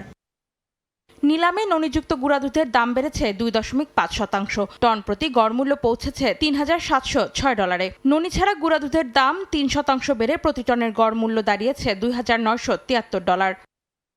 জিডিটি মূল্যসূচকে চলতি সপ্তাহে সবচেয়ে বেশি বেড়েছে মাখনের দাম। 10.7% বেড়ে টন প্রতি গড় মূল্য দাঁড়িয়েছে $6,347। আর মোজারেলার দাম 5% বেড়ে টন প্রতি দাঁড়িয়েছে $3,479। এদিকে অ্যানহাইড্রাস মিল্ক ফ্যাটের দামও 3.8% বেড়ে টন প্রতি দাঁড়িয়েছে $6,751। আর ল্যাকটোজের দাম 7.8% বেড়ে টন প্রতি বিক্রি হয়েছে $1,519। তবে কমেছে চেডারের দাম, 1% কমে প্রতি টনের দাম হয়েছে $4,736। আর দাম না বাড়ার তালিকায় রয়েছে শুধুমাত্র butter milk powder. Antara Sen, সময় সংবাদ। দুর্ধর্ষ এক ছিনতাইকারী জামালপুরের রিপন মিয়া অটোরিকশা ছিনতাইয়ের জন্য চালকের সঙ্গে সখ্যতা গড়েন। এরপর সুযোগ বুঝে এক সহযোগীকে নিয়ে গভীর রাতে অটোরিকশা ভাড়ার কথা বলে চালক মোহাম্মদ সাগর ওরফে আপেলকে নিয়ে যান আখ ক্ষেতের পাশে। শ্বাসরোধ করে হত্যা করে পালিয়ে যান অটোরিকশা নিয়ে। মরদেহ গায়েব করতে তুলে নিয়েছিলেন শিয়ালের মুখে। এরপর গ্রেপ্তার এড়াতে রিপন ও লতিফ আলাদা জেলায় গোপনে আত্মগোপন করেন। আপেলের বিকৃত মরদেহ উদ্ধারের পর চাঞ্চল্য তৈরি হলে র্যাবের অভিযানে পটুয়াখালী ও নাটোর থেকে গ্রেপ্তার হন রিপন ও লতিফ। গত 23 জানুয়ারি জামালপুর জেলার দেওয়ানগঞ্জের বাহাদুরাবাদ এলাকার অটোরিকশা চালক মোহাম্মদ সাগর ওরফে আপেল যাত্রী নিয়ে বের হন গভীর রাতে। এরপর থেকেই নিখোঁজ তিনি। দেওয়ানগঞ্জ থানায় সাধারণ ডায়েরিও করে পরিবার। 3 দিন পর গ্রামের এক আখ খেতে মেলে আপেলের মরদেহ দেখার পর আতকে উঠে সবাই। স্টেশনের কথা কয়ে নিয়ে গেছে আপেল নিখোঁজ। নির্যাতন করছে, এরকম নাচ জীবন আমরা দেখি নাই। এমন নৃশংস দৃশ্য দেখার পর চাঞ্চল্য তৈরি হয় এলাকায়। স্থানীয় চোর ও ছিনতাইকারী রিপনকে সন্দেহ করে সবাই। রিপনও পালিয়ে যায় এলাকা থেকে। রিপনে ধরে নিয়ে খুন করছে, এটা না সে নিয়ে বাপ মা সবলে পলাইছে। এই আমাদের মদনচরে খাসি থেকে শুরু করি মেশিনের পাম্প, মোটর, যাবতীয় গরু বাছুর চুরি শেষ করে আছে বহুদিন ধরে। ঘটনার পর রিপন পালিয়ে ঢাকায় এসেছে এমন তথ্যে র্যাব 3-এর সহায়তা চায় পরিবার। পরে শুরু হয় অভিযান। জানা যায় রিপন প্রতি মুহূর্তে তার অবস্থান পরিবর্তন করছে। 3 থেকে 4 জেলায় অভিযানের পর পটুয়াখালীর দুমকিতে র্যাব 8-এর সহায়তায় গ্রেফতার হয় রিপন। জানা যায় হত্যায় জড়িত আরও একজন। পরে নাটোরে হয় র্যাব 5-এর সহায়তায় আরেক অভিযান। গ্রেফতার হয় রিপনের সহযোগী লতিফ। জট খুলে হত্যার রহস্যের। আমরা তাকে ট্রেস করতে শুরু করি। তখন দেখা গেল যে সে বিভিন্ন ডিস্ট্রিক্টে পালিয়ে বেড়াচ্ছে। সে আবার কোথাও পয়েন্টে গিয়ে স্থির হচ্ছে না, এক ডিস্ট্রিক্ট ঘুরে বেড়াচ্ছে। র্যাব 8-এর যৌথ এবং র্যাব 3-এর সাথে যৌথ অভিযানেই আমরা তাকে ওখান থেকে ধরতে পাই। র্যাব বলছে রিপন পেশাদার অপরাধী। পরিকল্পিতভাবে আপেলকে হত্যার ছক কষে, এজন্য আগে থেকেই আপেলের সাথে সখ্যতা তৈরি করে রিপন। পরিকল্পনা মতো সহযোগী লতিফকে নিয়ে 23 জানুয়ারি রেল স্টেশনে যাওয়ার কথা বলে আপেলের অটোরিকশা ভাড়া করে। পরে গ্রামের এক আখক্ষেতের পাশে নিয়ে যায়। এরপর সঙ্গে থাকা গামছা পেঁচিয়ে হত্যা করা হয় আপেলকে।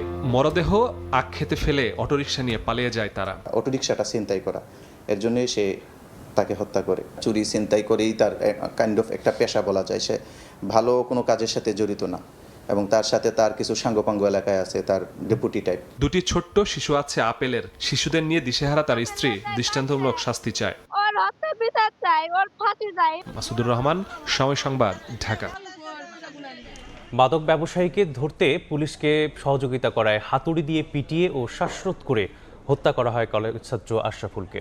লক্ষ্মীপুরের রায়পুরের এ হত্যাকাণ্ডের 1 মাস পেরিয়ে গেলেও হত্যার বিচার না হওয়ায় জড়িতদের গ্রেপ্তারের দাবিতে ক্ষিপ্ত হয়ে ওঠে স্থানীয় জনতা। পুলিশ বলছে এই ঘটনায় এখন পর্যন্ত 4 জনকে গ্রেপ্তার করা হয়েছে। আমি চাই বাংলার বুকে কোনো মায়ের বুক যেন আমার মতো হাহাকার না করে রে। 1 মাস পেরিয়ে গেলেও সন্তান হত্যার বিচার না হওয়ায় ক্ষিপ্ত হয়ে সড়কে নেমেছেন মা, স্বজন সহ এলাকাবাসী। লক্ষ্মীপুরের রায়পুরে মাদক ব্যবসায়ীদের হাতে কলেজ ছাত্র আশরাফুল হত্যার বিচার ও ঘটনার মূল হোতা সহ জড়িতদের গ্রেপ্তারের দাবিতে ফুঁসে উঠেছে স্থানীয় জনতা। 1 মাস পেরিয়ে গেলেও এখনো ধরাছোঁয়ার বাইরে মামলার প্রধান আসামি সহ 7 জন। বুধবার দুপুরে উত্তর চরবংশী ইউনিয়নে বিক্ষোভ মিছিল ও মানববন্ধন করেন ভুক্তভোগী পরিবার। ছেলে শাহিন ব্যাপারী বলে যে এর আগে আরো 2টা মার্ডার করছি, ওরে মারলে কি হইব? প্রশাসনের কাছে আমার প্রশ্ন, এর আগে ওরা 2টা মার্ডার যদি করে তাহলে সমাজে কিভাবে ওরা বসবাস করে? আমার বাবারে হাতুড়া দিয়ে আফিডা মারছে, তোরা হুনছ কেউ হাতুড়া দিয়ে মানুষ মারে? মাটি চাক দিয়ে তার আমার ছেলেরে মাইরা হালা আড্ডি সব ঘুরা করে দিয়েছে হাতুড়াটা ফিডা। পরিকল্পিতভাবে তারা এমনভাবে নির্মম নৃশংসভাবে হত্যা করে, তার মাথার খুলি ভেঙে মগজ ঢুকে গেছে। আইনের আওতায় এনে তাদেরকে দৃষ্টান্তমূলক শাস্তি দাবি করছি। তার হত্যার বিচারের জন্য আমরা হত্যাকারীর ফাঁসি চাই। পুলিশ বলছে এই ঘটনায় আশরাফুলের বাবা বাদী হয়ে মামলা করেন। গত 16 জানুয়ারি অভিযুক্ত শাহিনকে গ্রেপ্তার করে হত্যাকাণ্ডে ব্যবহৃত দেশীয় অস্ত্র উদ্ধার করে। পরে তার দেয়া তথ্যে গত 23 জানুয়ারি নারায়ণগঞ্জ থেকে আরও 3 জনকে গ্রেপ্তার করা হয়। 3 জন বিজ্ঞ আদালতে দোষ স্বীকার করে 164 জবানবন্দি প্রদান করেছে। আর 2 নম্বর আসামির কাছ থেকে হত্যায় ব্যবহৃত যে আলামত, সে আলামত আমরা উদ্ধার করেছি। বাকি আসামিদের গ্রেপ্তারের অভিযান অব্যাহত আছে। গত 14 জানুয়ারি এলাকার কয়েকজন মাদক ব্যবসায়ীকে ধরতে পুলিশকে সহযোগিতা করায় ক্ষিপ্ত হয়ে রায়পুর রুস্তম আলী কলেজের ডিগ্রি শেষ বর্ষের ছাত্র আশরাফুলের উপর হামলা চালায় স্থানীয় নাহিদ ব্যাপারী ও শাহিন ব্যাপারী সহ কয়েকজন। আহত অবস্থায় তাকে রাজধানীর গ্রিন রোডে নিউ লাইফ হাসপাতালে ভর্তি করা হয়। সেখানে চিকিৎসাধীন অবস্থায় 20 জানুয়ারি মৃত্যু হয় তার। মাজহারুল আনোয়ার টিপু, সময় সংবাদ। বছর বছর পুনর্ভর্তি ফি নিতে পারবে না শিক্ষা প্রতিষ্ঠানগুলো। প্রতি বছর ভর্তি ফি নেয়ার নিয়ম বাতিল করে প্রজ্ঞাপন জারি করেছে শিক্ষা মন্ত্রণালয়। প্রজ্ঞাপন অমান্য করলে বরখাস্ত করা হবে প্রধান শিক্ষককে। তবে টিউশন ফি নিতে পারবে বেসরকারি শিক্ষা প্রতিষ্ঠানগুলো। বছর গড়ালেই অভিভাবকদের উপর খরচ হয়ে পড়ে ভর্তি ফি। শিক্ষা প্রতিষ্ঠানের এই প্রথা বাণিজ্যে রূপ নেয়ার অভিযোগ অনেকের। প্রতি বছর ভর্তি ফি নেয়ার এই নিয়ম বাতিল করেছে শিক্ষা মন্ত্রণালয়। গেল 9 ফেব্রুয়ারি শিক্ষা প্রতিষ্ঠানের আর্থিক স্বচ্ছতা ও জবাবদিহিতা সংক্রান্ত নীতিমালা 2026 জারি করা হয়। এই নীতিমালা অনুসারে পুনরায় ভর্তি ফি নেয়ার সুযোগ থাকছে না। কোনো প্রতিষ্ঠানে ভর্তিরত কোনো শিক্ষার্থীর নিকট থেকে কোনো ক্রমেই পুনঃভর্তি ফি নেওয়া যাবে না। তবে টিউশন ফি নীতিমালা অনুযায়ী টিউশন ফি গ্রহণ করা যাবে। গেল বছর পুনরায় ভর্তি ফি আদায় বন্ধের নির্দেশনা চেয়ে হাইকোর্টে রিট করে একটি বেসরকারি সংস্থা। এর ফলে সরকার এমন সিদ্ধান্ত নিয়েছে বলে মনে করেন রিটকারীর আইনজীবী। ভর্তির সময় সেখানে সেশন চার্জ ধরা হয়, আরও আনুষঙ্গিক অনেক চার্জ ধরা হয়, কিন্তু এগুলো সম্পূর্ণ অবৈধ। টিউশন ফিটা হলো বেসরকারি বিদ্যালয়গুলোর যেটা বেতন, তারা প্রতি মাসে যে বেতনটা নেয় সেটাই হলো টিউশন ফি। এই ক্ষেত্রে ওই বেসরকারি বিদ্যালয়গুলো তাদের নির্ধারিত বেতন ছাড়া আর কোনো ফি আদায় করা যাবে না। ভর্তি ফি আদায় করলে সেই শিক্ষা প্রতিষ্ঠানের প্রধান শিক্ষককে বরখাস্ত করা হবে বলে উল্লেখ করা হয়েছে প্রজ্ঞাপনে। আসিফ মোহাম্মদ সিয়াম, সময় সংবাদ, ঢাকা। নারায়ণগঞ্জে তানভীর মোহাম্মদ ত্বকী হত্যা মামলায় আগামী 30 কার্যদিবসের মধ্যে তদন্ত সংস্থা র্যাবকে অভিযোগপত্র দাখিলের নির্দেশ দিয়েছেন আদালত। 2013 সালের 6 মার্চ সন্ধ্যায় নগরীর শায়েস্তা খাঁ সড়কে নিজ বাসা থেকে বের হয় নিখোঁজ হন তানভীর মোহাম্মদ ত্বকী। দুদিন পর শীতলক্ষা নদীর কুমুদিনী খাল থেকে ত্বকীর লাশ উদ্ধার করে পুলিশ। মামলা হলে সাবেক সংসদ সদস্য নাসিম ওসমানের ছেলে আজমির ওসমানের সহযোগী সুলতান শওকত ভ্রমর ও ইউসুফ হোসেন সহ 5 জনকে গ্রেফতার করে র্যাব। সুলতান শওকত ভ্রমর ও ইউসুফ হোসেন আদালতে স্বীকারোক্তিমূলক জবানবন্দি দিয়েছেন। হত্যাকাণ্ডে 13 বছর চললেও এখন পর্যন্ত মামলার অভিযোগপত্র আদালতে দাখিল না করায় ক্ষোভ প্রকাশ করেছেন নিহতের পরিবার।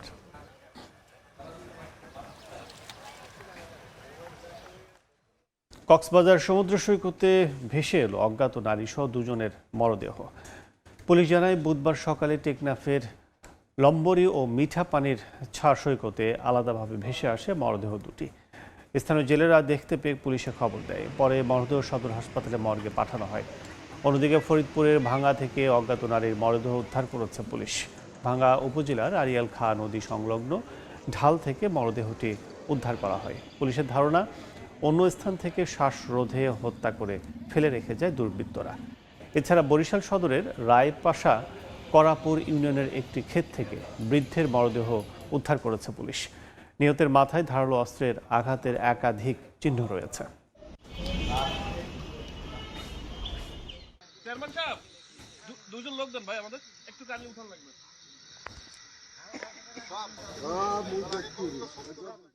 বগুড়ায় মাদক কারবারি ছুরিকাঘাতে নিহত যুবক সুনীল বাসফোরের খুনিদের গ্রেফতারের দাবিতে এসপি ও ডিসি অফিসে বিক্ষোভ করেছে হরিজন সম্প্রদায়। বুধবার সকাল 11:30 থেকে মরদেহ নিয়ে শহরের 7 মাথায় অবস্থান করে বিক্ষোভকারীরা। পরে মিছিল নিয়ে পুলিশ সুপার ও জেলা প্রশাসকের কার্যালয় ঘেরাও করে হরিজন সম্প্রদায়ের কয়েকশো মানুষ। প্রায় 1 ঘন্টা পুলিশ সুপার কার্যালয় ঘেরাও করে রাখার পর বিক্ষোভকারীরা মিছিল নিয়ে জেলা প্রশাসকের কার্যালয়ে যান।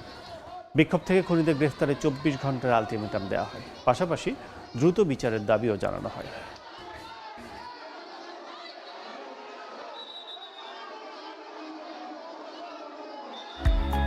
অ্যালটেক অ্যালুমিনিয়াম, গড়ে উঠছে আগামী শহর। কক্সবাজার সীমান্তবর্তী টেকনাফের হিলা ও ওয়াইংগড এলাকা থেকে উদ্ধার হয়েছে 9,80,000 পিস ইয়াবা। এ সময় বিজিবির সঙ্গে গোলাগুলি হয় চোরা কারবারিদের। বিজিবি জানায় সন্দেহভাজন কয়েকজনকে তল্লাশির জন্য থামার নির্দেশ দেওয়া হয়, তবে নির্দেশনা অমান্য করে গুলি ছোড়ে তারা। আত্মরক্ষার্থে পাল্টা ফাঁকা গুলি চালায় বিজিবিও। এতে পাচারকারীরা চালান ফেলে পালিয়ে যায়। পরে নাফ নদী ও বেড়িবাঁধ সংলগ্ন এলাকায় তল্লাশি চালিয়ে 7,10,000 পিস ইয়াবা উদ্ধার করা হয়।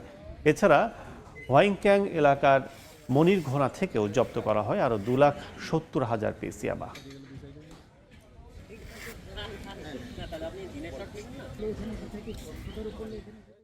মাদারীপুরে অভিযানে জব্দ হওয়া 40টি ককটেল ধ্বংস করেছে সেনাবাহিনী। বুধবার দুপুরে কালকিনি দক্ষিণ কৃষ্ণনগরের একটি পরিত্যক্ত জমিতে ককটেলগুলো ধ্বংস করা হয়। সেনাবাহিনী জানায়, কালকিনি বিভিন্ন স্থানে বিশেষ অভিযান চালিয়ে জব্দ করা হয় ককটেলগুলো। এর আগে স্থানীয়দের নিরাপদ দূরত্বে সরিয়ে নেয় সেনা সদস্যরা।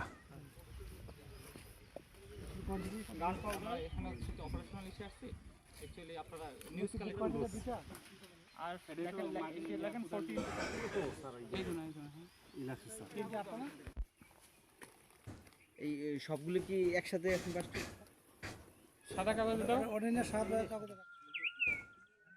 চট্টগ্রামের প্রথমবারের মতো নির্মাণ করা হচ্ছে সাইকেল ট্র্যাক। নগরবাসী ও পর্যটকদের জন্য নিরাপদ, পরিবেশ বান্ধব ও আধুনিক যোগাযোগ ব্যবস্থা নিশ্চিতে এই উদ্যোগ নিয়েছে সিটি কর্পোরেশন। বুধবার বিকেলে বিমানবন্দর এলাকায় সাইকেল ট্র্যাক নির্মাণ কার্যক্রম পরিদর্শন করেন city mayor doctor Shahadat Hossain. বলেন, চট্টগ্রামকে বাণিজ্যিক রাজধানী হিসেবে গড়ে তোলার যে পরিকল্পনা বিএনপি সরকারের রয়েছে তা বাস্তবায়িত হলে ব্যাপক শিল্পায়ন হবে। সে লক্ষ্যেই বিমানবন্দর ও পতেঙ্গা সৈকত এলাকাকে আধুনিকায়নের আওতায় আনা হয়েছে বলেও জানান চট্টগ্রাম সিটি মেয়র।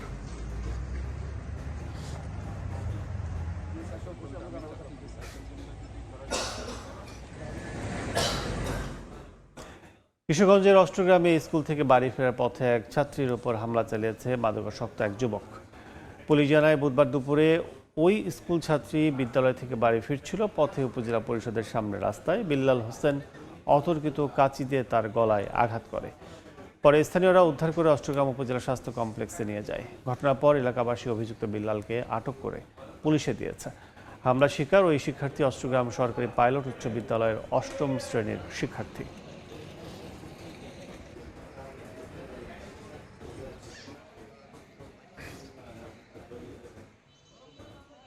যুক্তরাষ্ট্রের সঙ্গে বৈরী সম্পর্ক ঠিক করতে নিজেদের সমৃদ্ধ ইউরেনিয়াম রাশিয়ায় পাঠানোর সিদ্ধান্ত নিয়েছে ইরান। আগামী 3 বছরের জন্য ইউরেনিয়াম সমৃদ্ধকরণের প্রস্তাব বন্ধ রাখার বিষয়েও সাড়া দিয়েছে তেহরান। এমনটাই জানিয়েছে মার্কিন গণমাধ্যম ওয়াল স্ট্রিট জার্নাল। কূটনীতির পাশাপাশি ওমান সাগর ও ভারত মহাসাগরে যৌথ নৌ মহড়ার ঘোষণা দিয়েছে তেহরান ও মস্কো। পারমাণবিক ইস্যু নিয়ে যুক্তরাষ্ট্র ইসরায়েলের বিরুদ্ধে দ্বন্দ্বে মিত্র রাশিয়াকে বরাবরই পাশে পেয়েছে ইরান। এবার মার্কিন প্রশাসনের সঙ্গে সমঝোতায় আসতে আবারও মিত্র মস্কোকে বেছে নিয়েছে তেহরান। মার্কিন গণমাধ্যম ওয়াল স্ট্রিট জার্নালের তথ্যমতে, তেহরান ওয়াশিংটন পরোক্ষ আলোচনার পর ইরান 3 বছরের জন্য ইউরেনিয়াম সমৃদ্ধকরণ স্থগিত রাখার সিদ্ধান্ত নিয়েছে। একই সঙ্গে নিজেদের সমৃদ্ধ ইউরেনিয়াম রাশিয়ায় পাঠানোর সিদ্ধান্ত নিয়েছে দেশটি। বিপরীতে যুক্তরাষ্ট্রের সামনে বড় ধরনের বাণিজ্য চুক্তির শর্ত রেখেছে খামেনি প্রশাসন। প্রতিবেদনে আরও বলা হয়, রাশিয়ায় পাঠানো ইরানের সমৃদ্ধ ইউরেনিয়াম দিয়ে অন্তত 12টি বোমা বানানো সম্ভব। এর আগেও 2015 সালে প্রায় 11,000 কেজি ইউরেনিয়াম মস্কোতে পাঠিয়েছিল তেহরান। এদিকে জেনেভায় ইরান যুক্তরাষ্ট্র আলোচনা শেষ হওয়ার পরেই মস্কোকে নিয়ে যৌথ সামরিক মহড়া শুরু করছে তেহরান। ইরানি বার্তা সংস্থা ISN এর বরাত দিয়ে বার্তা সংস্থা AFP জানিয়েছে, ওমান সাগর এবং উত্তর ভারত মহাসাগরে ইরান ও রাশিয়ার যৌথ নৌ মহড়া অনুষ্ঠিত হবে। বন্দর আব্বাসে ইরানের সেনা ও নৌবাহিনীর যৌথ মহড়াও হবে। সামুদ্রিক হুমকি মোকাবিলা ও নিজেদের নিরাপত্তায় যৌথ পদক্ষেপের অংশ হিসেবে এই পদক্ষেপ নেওয়া হয়েছে। মালিহা সুহরওয়ার্দী, সময় সংবাদ। পবিত্র রমজান মাসেও গাজায় চলছে ইসরায়েলি বর্বরতা। দখলদার বাহিনীর হামলায় উপত্যকায় 2 জন নিহত হয়েছেন, আহত বেশ কয়েকজন। অবিলম্বে ইসরায়েলকে যুদ্ধবিরতি লঙ্ঘন বন্ধে বাধ্য করতে বোর্ড অব পিসের প্রতি আহ্বান জানিয়েছে হামাস। গাজার পাশাপাশি অধিকৃত পশ্চিম তীরেও চলছে নেতানিয়াহুর সেনাদের আগ্রাসন। অঞ্চলটিতে অভিযান চালিয়ে একটি বাড়ি গুঁড়িয়ে দিয়েছে তারা। অধিকৃত পশ্চিম তীরে নতুন করে তাণ্ডব চালিয়েছে ইসরায়েলি বাহিনী। জেনিনের কাছে সিলাত আল হারিথিয়া গ্রামে অভিযান চালায় IDF। সেখানে হামাসের এক সদস্যের বাড়ি শক্তিশালী বিস্ফোরক দিয়ে গুঁড়িয়ে দেওয়া হয়। বিভিন্ন আবাসিক ভবনে চালানো হয় তল্লাশি।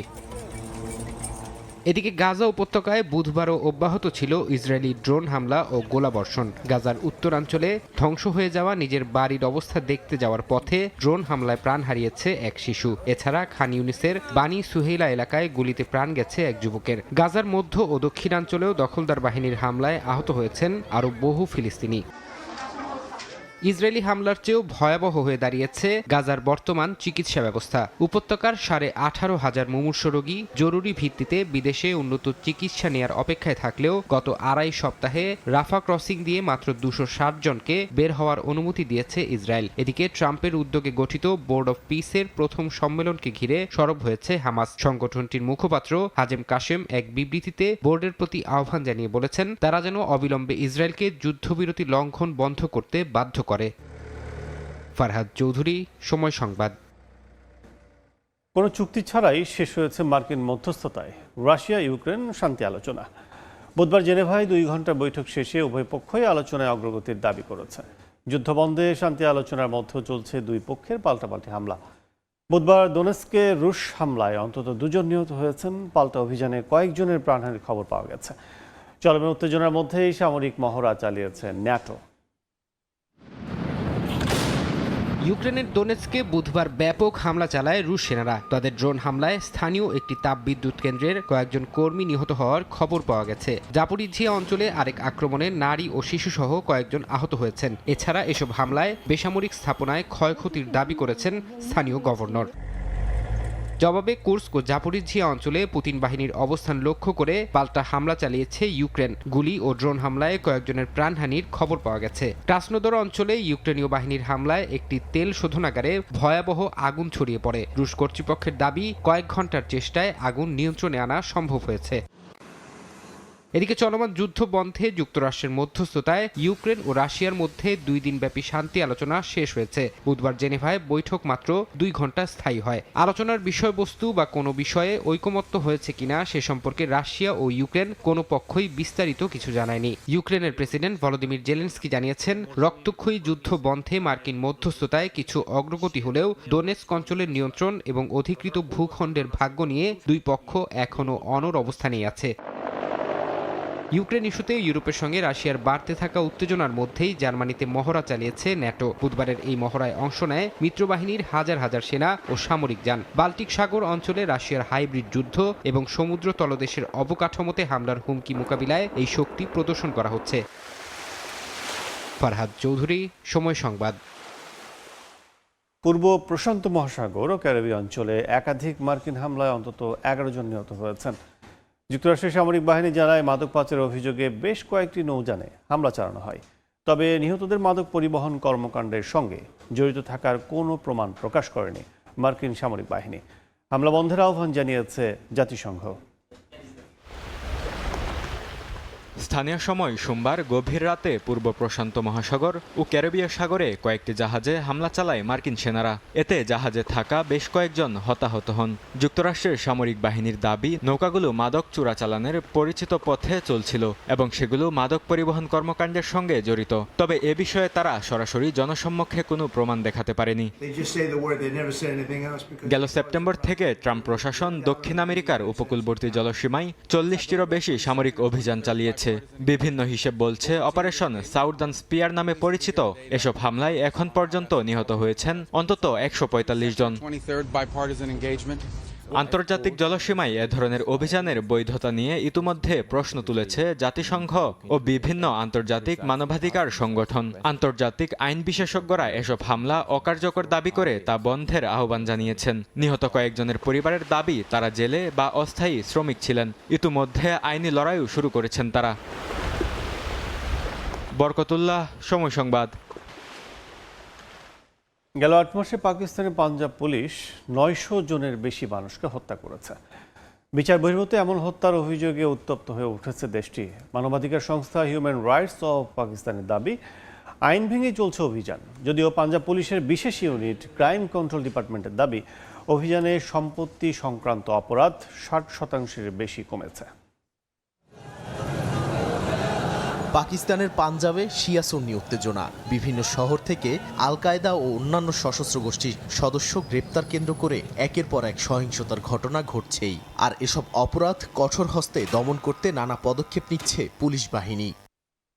দেশটির শীর্ষ মানবাধিকার সংস্থা হিউম্যান রাইটস অব পাকিস্তান জানায় 2025 সালের এপ্রিল থেকে ডিসেম্বর এই 8 মাসে পাঞ্জাবে অন্তত 924 জন নিহত হয়েছেন পুলিশের সঙ্গে বন্দুকযুদ্ধে। তাদের দাবি এর বেশিরভাগই বিচার বহির্ভূত হত্যা। 670টির বেশি অভিযানের তথ্য সংগ্রহ করে এই প্রতিবেদন প্রকাশ করা হয়েছে। এই হত্যাকাণ্ডের কেন্দ্রবিন্দুতে পাঞ্জাব পুলিশের বিশেষ ইউনিট ক্রাইম কন্ট্রোল ডিপার্টমেন্ট বা সিসিডির নাম রয়েছে। পাঞ্জাবের মুখ্যমন্ত্রী মরিয়াম নওয়াজ শরীফের অধীনে গত বছর এপ্রিলে গঠিত হয় এই ইউনিট। লক্ষ্য ছিল সংগঠিত অপরাধ ও ডাকাতি দমন, কিন্তু গঠনের পর থেকেই বন্দুকযুদ্ধ বেড়ে যাওয়ার অভিযোগ উঠেছে। এইচআরসিপি বলছে বেশিরভাগ এফআইআরে একই ধরনের বর্ণনা পাওয়া গেছে। রাতে সন্দেহভাজনদের থামাতে গেলে তারা আগে গুলি চালায়, পরে পুলিশ আত্মরক্ষায় গুলি করে। এতে একজন মারা যায়, বাকিরা পালায়। অনেক ক্ষেত্রে ভাষা একেবারে হুবহু মিলে গেছে, যাকে কপি পেস্ট বলে সন্দেহ করছে সংগঠনটি। অন্যদিকে সিসিডির দাবি তাদের অভিযানে সম্পত্তি সংক্রান্ত অপরাধ 60% বেশি কমেছে। তারা বলছে এটি ইন্টেলিজেন্স ভিত্তিক পুলিশিং। তবে মানবাধিকার কর্মীরা সতর্ক করছেন, অপরাধ দমন করতে গিয়ে যদি বিচার প্রক্রিয়া এড়িয়ে হত্যা করা হয় তাহলে আইনের শাসনই দুর্বল হবে। নাদিম মারজান, সময় সংবাদ। 2026 সালে ভারত, ইউরোপ ও যুক্তরাষ্ট্রের সঙ্গে গুরুত্বপূর্ণ দুটি চুক্তি স্বাক্ষর করলেও তার বাস্তবায়নের সন্দেহ দেখা দিয়েছে বিশ্লেষকদের মধ্যে। তাদের মতে শুল্ক সুবিধা থাকলেও ভারতের অভ্যন্তরীণ জটিল আমদানি রফতানি কাঠামোই তাদের লক্ষ্য পূরণে বাধা হয়ে দাঁড়াচ্ছে।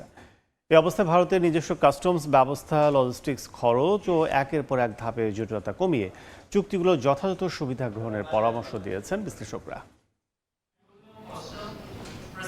2026 ভারতের জন্য বাণিজ্য ক্ষেত্রে ইতিহাসে বিশেষ একটি বছর হিসেবে চিহ্নিত হতে যাচ্ছে। মার্চ মাস শুরু হওয়ার আগেই দেশটি ইউরোপীয় ইউনিয়নের সঙ্গে mother of all trade deal এবং যুক্তরাষ্ট্রের সঙ্গে father of all trade deal সম্পন্ন করেছে। বিশেষজ্ঞদের মতে চুক্তিগুলো নয়াদিল্লির জন্য বড় সুযোগ সৃষ্টি করলেও তা বাস্তবায়ন চ্যালেঞ্জ হয়ে দাঁড়াবে। বিশ্লেষকরা বলছেন, ইতিহাস দেখলে বোঝা যায় ভারতের মুক্ত বাণিজ্য চুক্তির ব্যবহার মাত্র 25%, যেখানে উন্নত অর্থনীতিতে তা 70 থেকে 80%। বিভিন্ন জরিপের তথ্য অনুযায়ী 2017 থেকে 22 সালের মধ্যে ভারতের মুক্ত বাণিজ্য চুক্তির অংশীদারদের সঙ্গে রপ্তানি 31% বৃদ্ধি পেয়েছে, কিন্তু আমদানি বেড়েছে 82%। এটি প্রমাণ করে কম শুল্কে বাণিজ্যের সুযোগ সম্পূর্ণভাবে ব্যবহার করতে ব্যর্থ হয়েছে ভারত। এর কারণ হিসেবে রপ্তানির ক্ষেত্রে তথ্য নথিবদ্ধ করার খরচ, কারিগরি জটিলতা, কাস্টমসে নিজেদের সত্যতা প্রমাণ করার ঝুঁকি সহ নানা সমস্যাকে তুলে ধরা হয়েছে। ছোট ব্যবসাগুলোর জন্য এই ধাপগুলো পূরণের খরচ ও জটিলতা বহন করার চেয়ে পূর্ণ শুল্কে রপ্তানি সহজ বলে মনে হয়।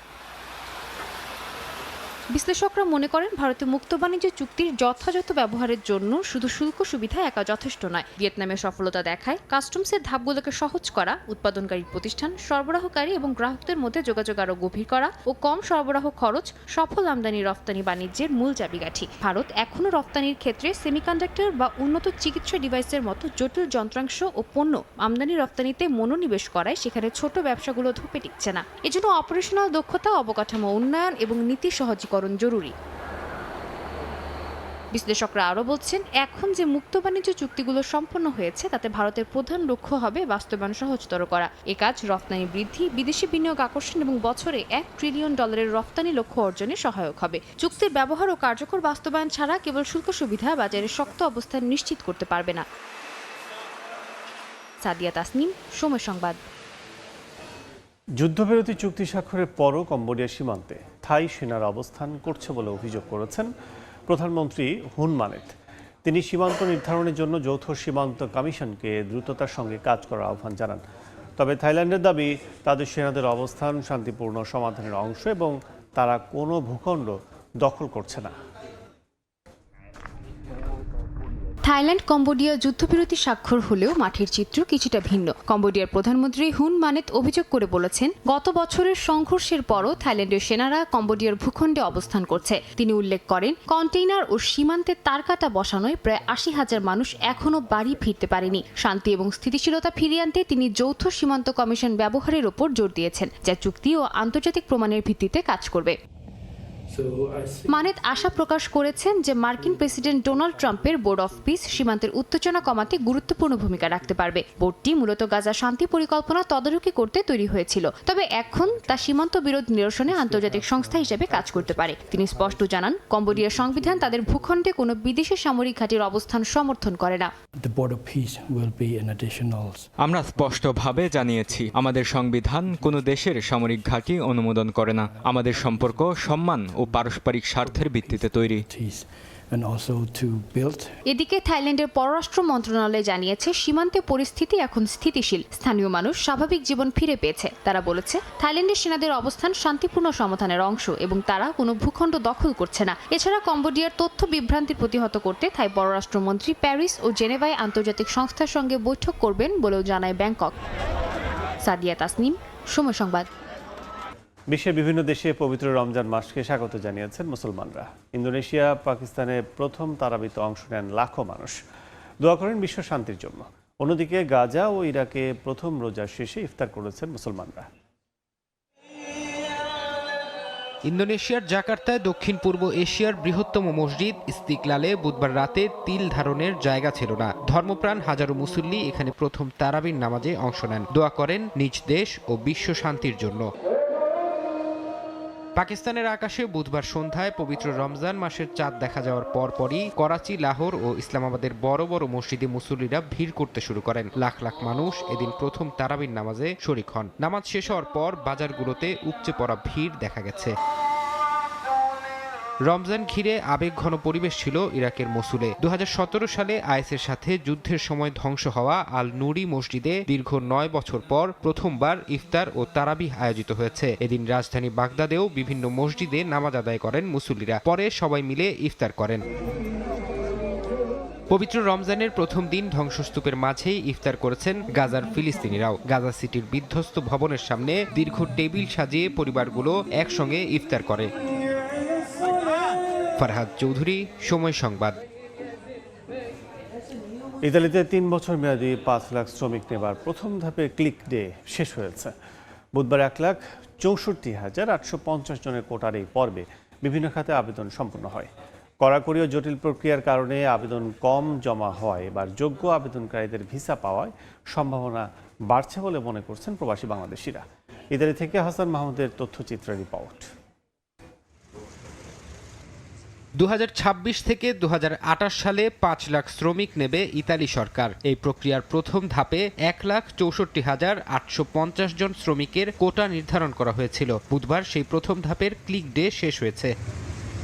এবারের 3 বছর মেয়াদী ভিসায় বিভিন্ন খাতে শ্রমিক ভাগ করে দেওয়া হয়েছে। এর মধ্যে সিজনাল বা মৌসুমি কাজ, কৃষি ও পর্যটন খাতে 88,000, নন সিজনাল 76,200 এবং স্বনির্ভর কাজের জন্য 650 জন শ্রমিকের কোটা ছিল। 12 জানুয়ারি থেকে শুরু হয়ে 18 ফেব্রুয়ারি পর্যন্ত বিভিন্ন ধাপে এই আবেদনের সময়সীমা বা ক্লিক ডেগুলো অনুষ্ঠিত হয়। তবে শেষ দিনে ডোমেস্টিক বা গৃহস্থালী কাজের জন্য আবেদনের চাপ ছিল তুলনামূলক বেশি।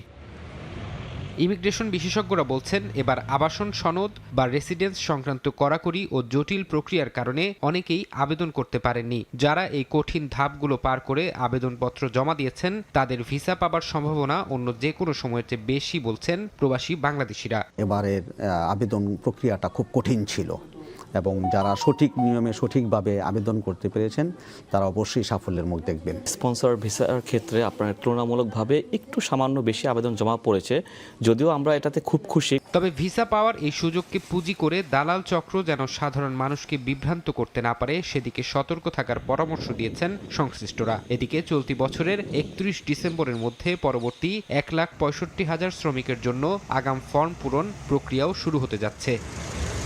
সময় সংবাদ, ইতালি।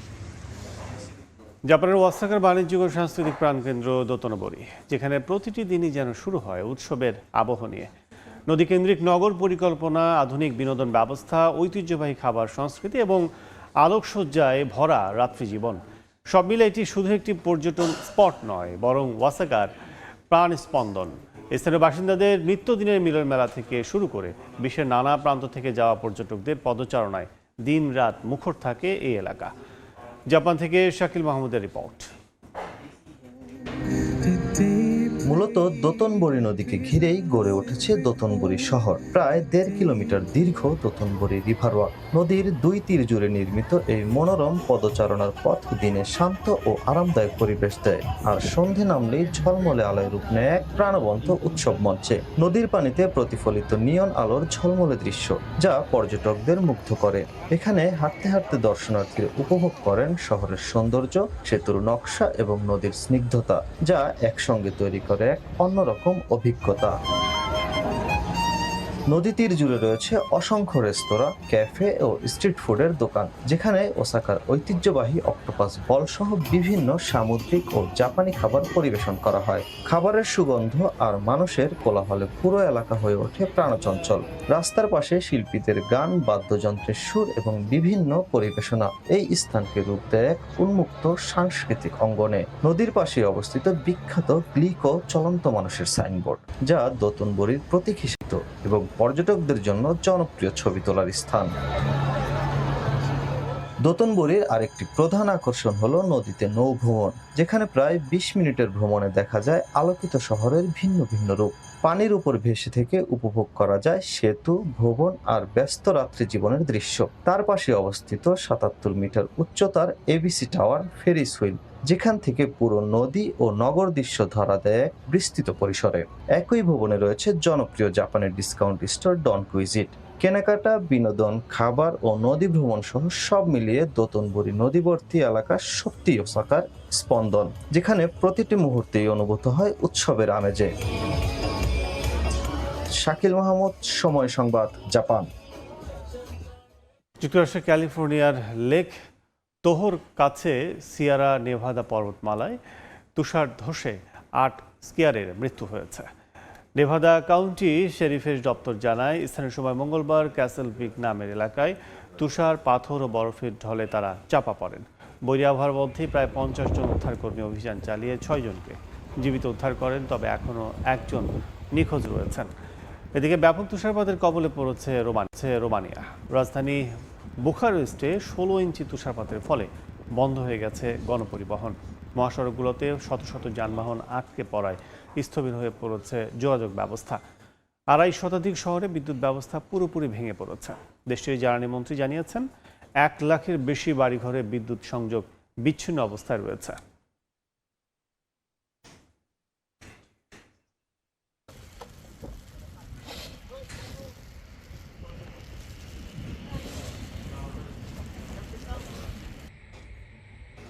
ইমরান খান পাকিস্তানকে বিশ্ব মানচিত্রে পরিচয় করিয়েছেন, সেটা বিশ্বকাপ জয় করে এবং প্রধানমন্ত্রী হয়ে। তাই তার সঠিক চিকিৎসা পাওয়া উচিত, এমনটাই মন্তব্য করেছেন ভারতের সাবেক অধিনায়ক সৌরভ গাঙ্গুলি। সাবেক অধিনায়করা যে চিঠি দিয়েছেন তাতে সমর্থন জানিয়েছেন প্রিন্স অফ ক্যালকাটা। ইমরান খানের দ্রুত সুস্থতা কামনা করেন সৌরভ।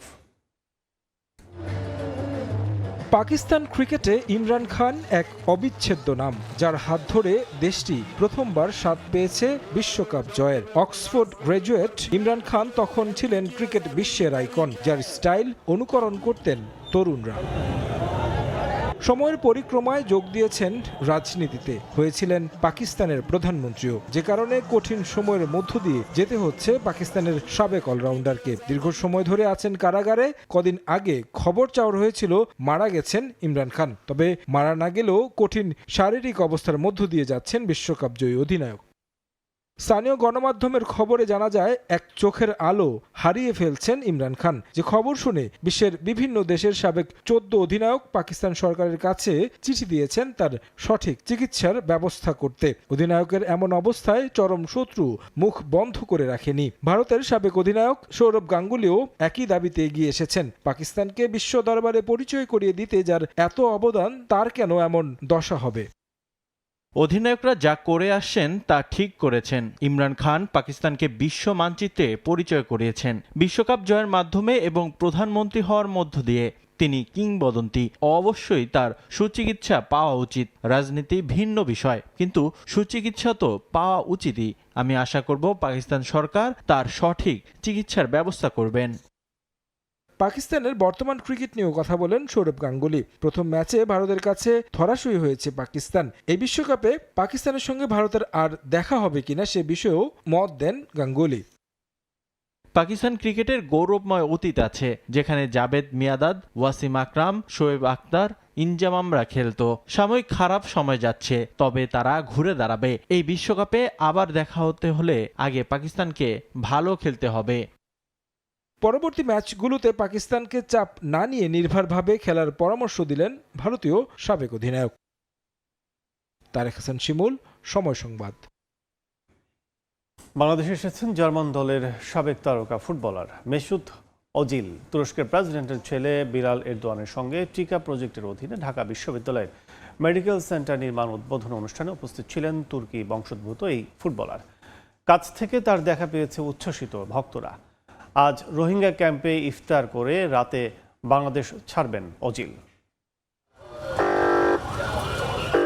অনেকটা নীরবে নিবৃতে বাংলাদেশ সফরে জার্মান তারকা ফুটবলার মেসুত ওজিল। ঢাকা বিশ্ববিদ্যালয়ের মেডিকেল সেন্টারের কার্যক্রম উদ্বোধনে বাংলাদেশে এসেছেন জার্মানির হয়ে বিশ্বকাপ জয়ী এই ফুটবলার। তুর্কি সরকারের আওতাধীন টিকা প্রজেক্টের অধীনে ঢাকা বিশ্ববিদ্যালয়ের মেডিকেল সেন্টার নির্মাণ করে দিচ্ছে তুরস্ক। সেই প্রকল্পের অংশ হিসেবে তুরস্কের প্রেসিডেন্টের ছেলে বিলাল এরদোয়ানের সঙ্গে ঢাকায় আসেন জার্মান দলের তুর্কি বংশোদ্ভূত এই ফুটবলার। উদ্বোধন অনুষ্ঠান শেষে তুরস্ক প্রেসিডেন্টের ছেলে এবং ওজিলকে সম্মাননা পুরস্কার তুলে দেন ডাকসু ভিপি সাদিক কায়েম। নিজ ক্যাম্পাসে ওজিলের মতো তারকার সাক্ষাৎ পেয়ে উচ্ছ্বসিত ভক্তরা। বাংলাদেশে ওজিল আসছে, এটা মনে হয় ফার্স্ট টাইম ওজিলের জন্য। তো বাংলাদেশের বিশেষ করে যারা ফুটবল প্রেমী এদের জন্য বিষয়টা অনেক আনন্দদায়ক। নর্মালি টিভিতে দেখি, স্পোর্টস ছাড়া হয়ে নাই দেখার। মাদ্রিদে আগে যখন খেলতো তখন দেখতাম, আর্সেনালে যখন খেলতো, আর্সেনাল টাইম থেকেই ফ্যান ওনার আমরা। ওদের কারণে আমরা 3টা করতে পারি না, এরপর 22 সালে আমরা পারলাম ওটা। তাই আফসোস ওটা দেখা হয় না সরাসরি, তবে দূর থেকে দেখলাম, ভালোই লাগলো। জার্মানির এই তারকা ফুটবলার খোঁজ নিয়েছেন বাংলাদেশ নিয়ে। নিরাপত্তার কথা চিন্তা করেই বড় পরিসরে আয়োজন করা হয়নি বলে জানান ডাকসুর বিপি। দেশের ফুটবল সহ অন্যান্য বিষয়গুলোতে সহযোগিতা নিয়ে হয়েছে আলোচনাও। বিলাল এরদোয়ান এসেছে, তো মূলত বেলাল এরদোয়ানের সাথেই ওজিল এসেছে। তো সকালে আমাদের সাথে একটা মিটিং ছিল ডাকসুর যারা রিপ্রেজেন্টেটিভ আছে, হল সংসদে যারা আছে তাদের সাথে।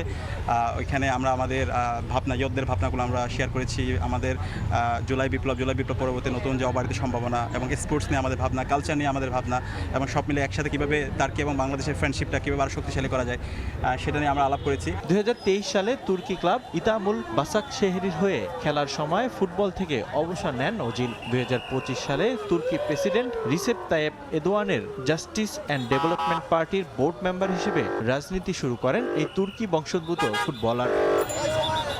রিফাতুল ইসলাম মিরন, সময় সংবাদ। এ পর্যায়ে শীর্ষ সংবাদগুলো জানিয়ে দিচ্ছে আরেকবার। আইন শৃঙ্খলা উন্নয়ন ও দুর্নীতি নিয়ন্ত্রণ করে শান্তি ফেরানোই সরকারের প্রধান অগ্রাধিকার। জাতির উদ্দেশ্যে প্রধানমন্ত্রী অনিয়মের সব সিন্ডিকেট ভাঙার হুঁশিয়ারি।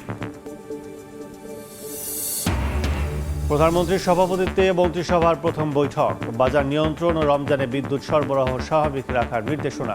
দ্রুতই 180 দিনের পরিকল্পনা প্রকাশ। জুলাই অভ্যুত্থানের আকাঙ্ক্ষা বাস্তবায়নে সোচ্চার থাকবে জামাত, জানালেন ডাক্তার শফিকুর রহমান। বললেন, সবাই উদ্যোগী হলে পরিচ্ছন্ন দেশ গড়া সম্ভব। শুরু হলো সিয়াম সাধনার মাস। মসজিদে মসজিদে তারাবির নামাজ। রমজান উপলক্ষে আজ থেকে সব প্রাথমিক ও মাধ্যমিক স্কুলে ছুটি ঘোষণা শিক্ষা মন্ত্রণালয়ের। এবং দেয়া হচ্ছে বড় ধরনের ট্যারিফ ও এলসি মার্জিন সুবিধা। তারপরও গেলবারের 150 টাকা কেজির খেজুর কিনতে হচ্ছে 250-তে। কৃত্রিম সংকটের বিরুদ্ধে কঠোর হুঁশিয়ারি।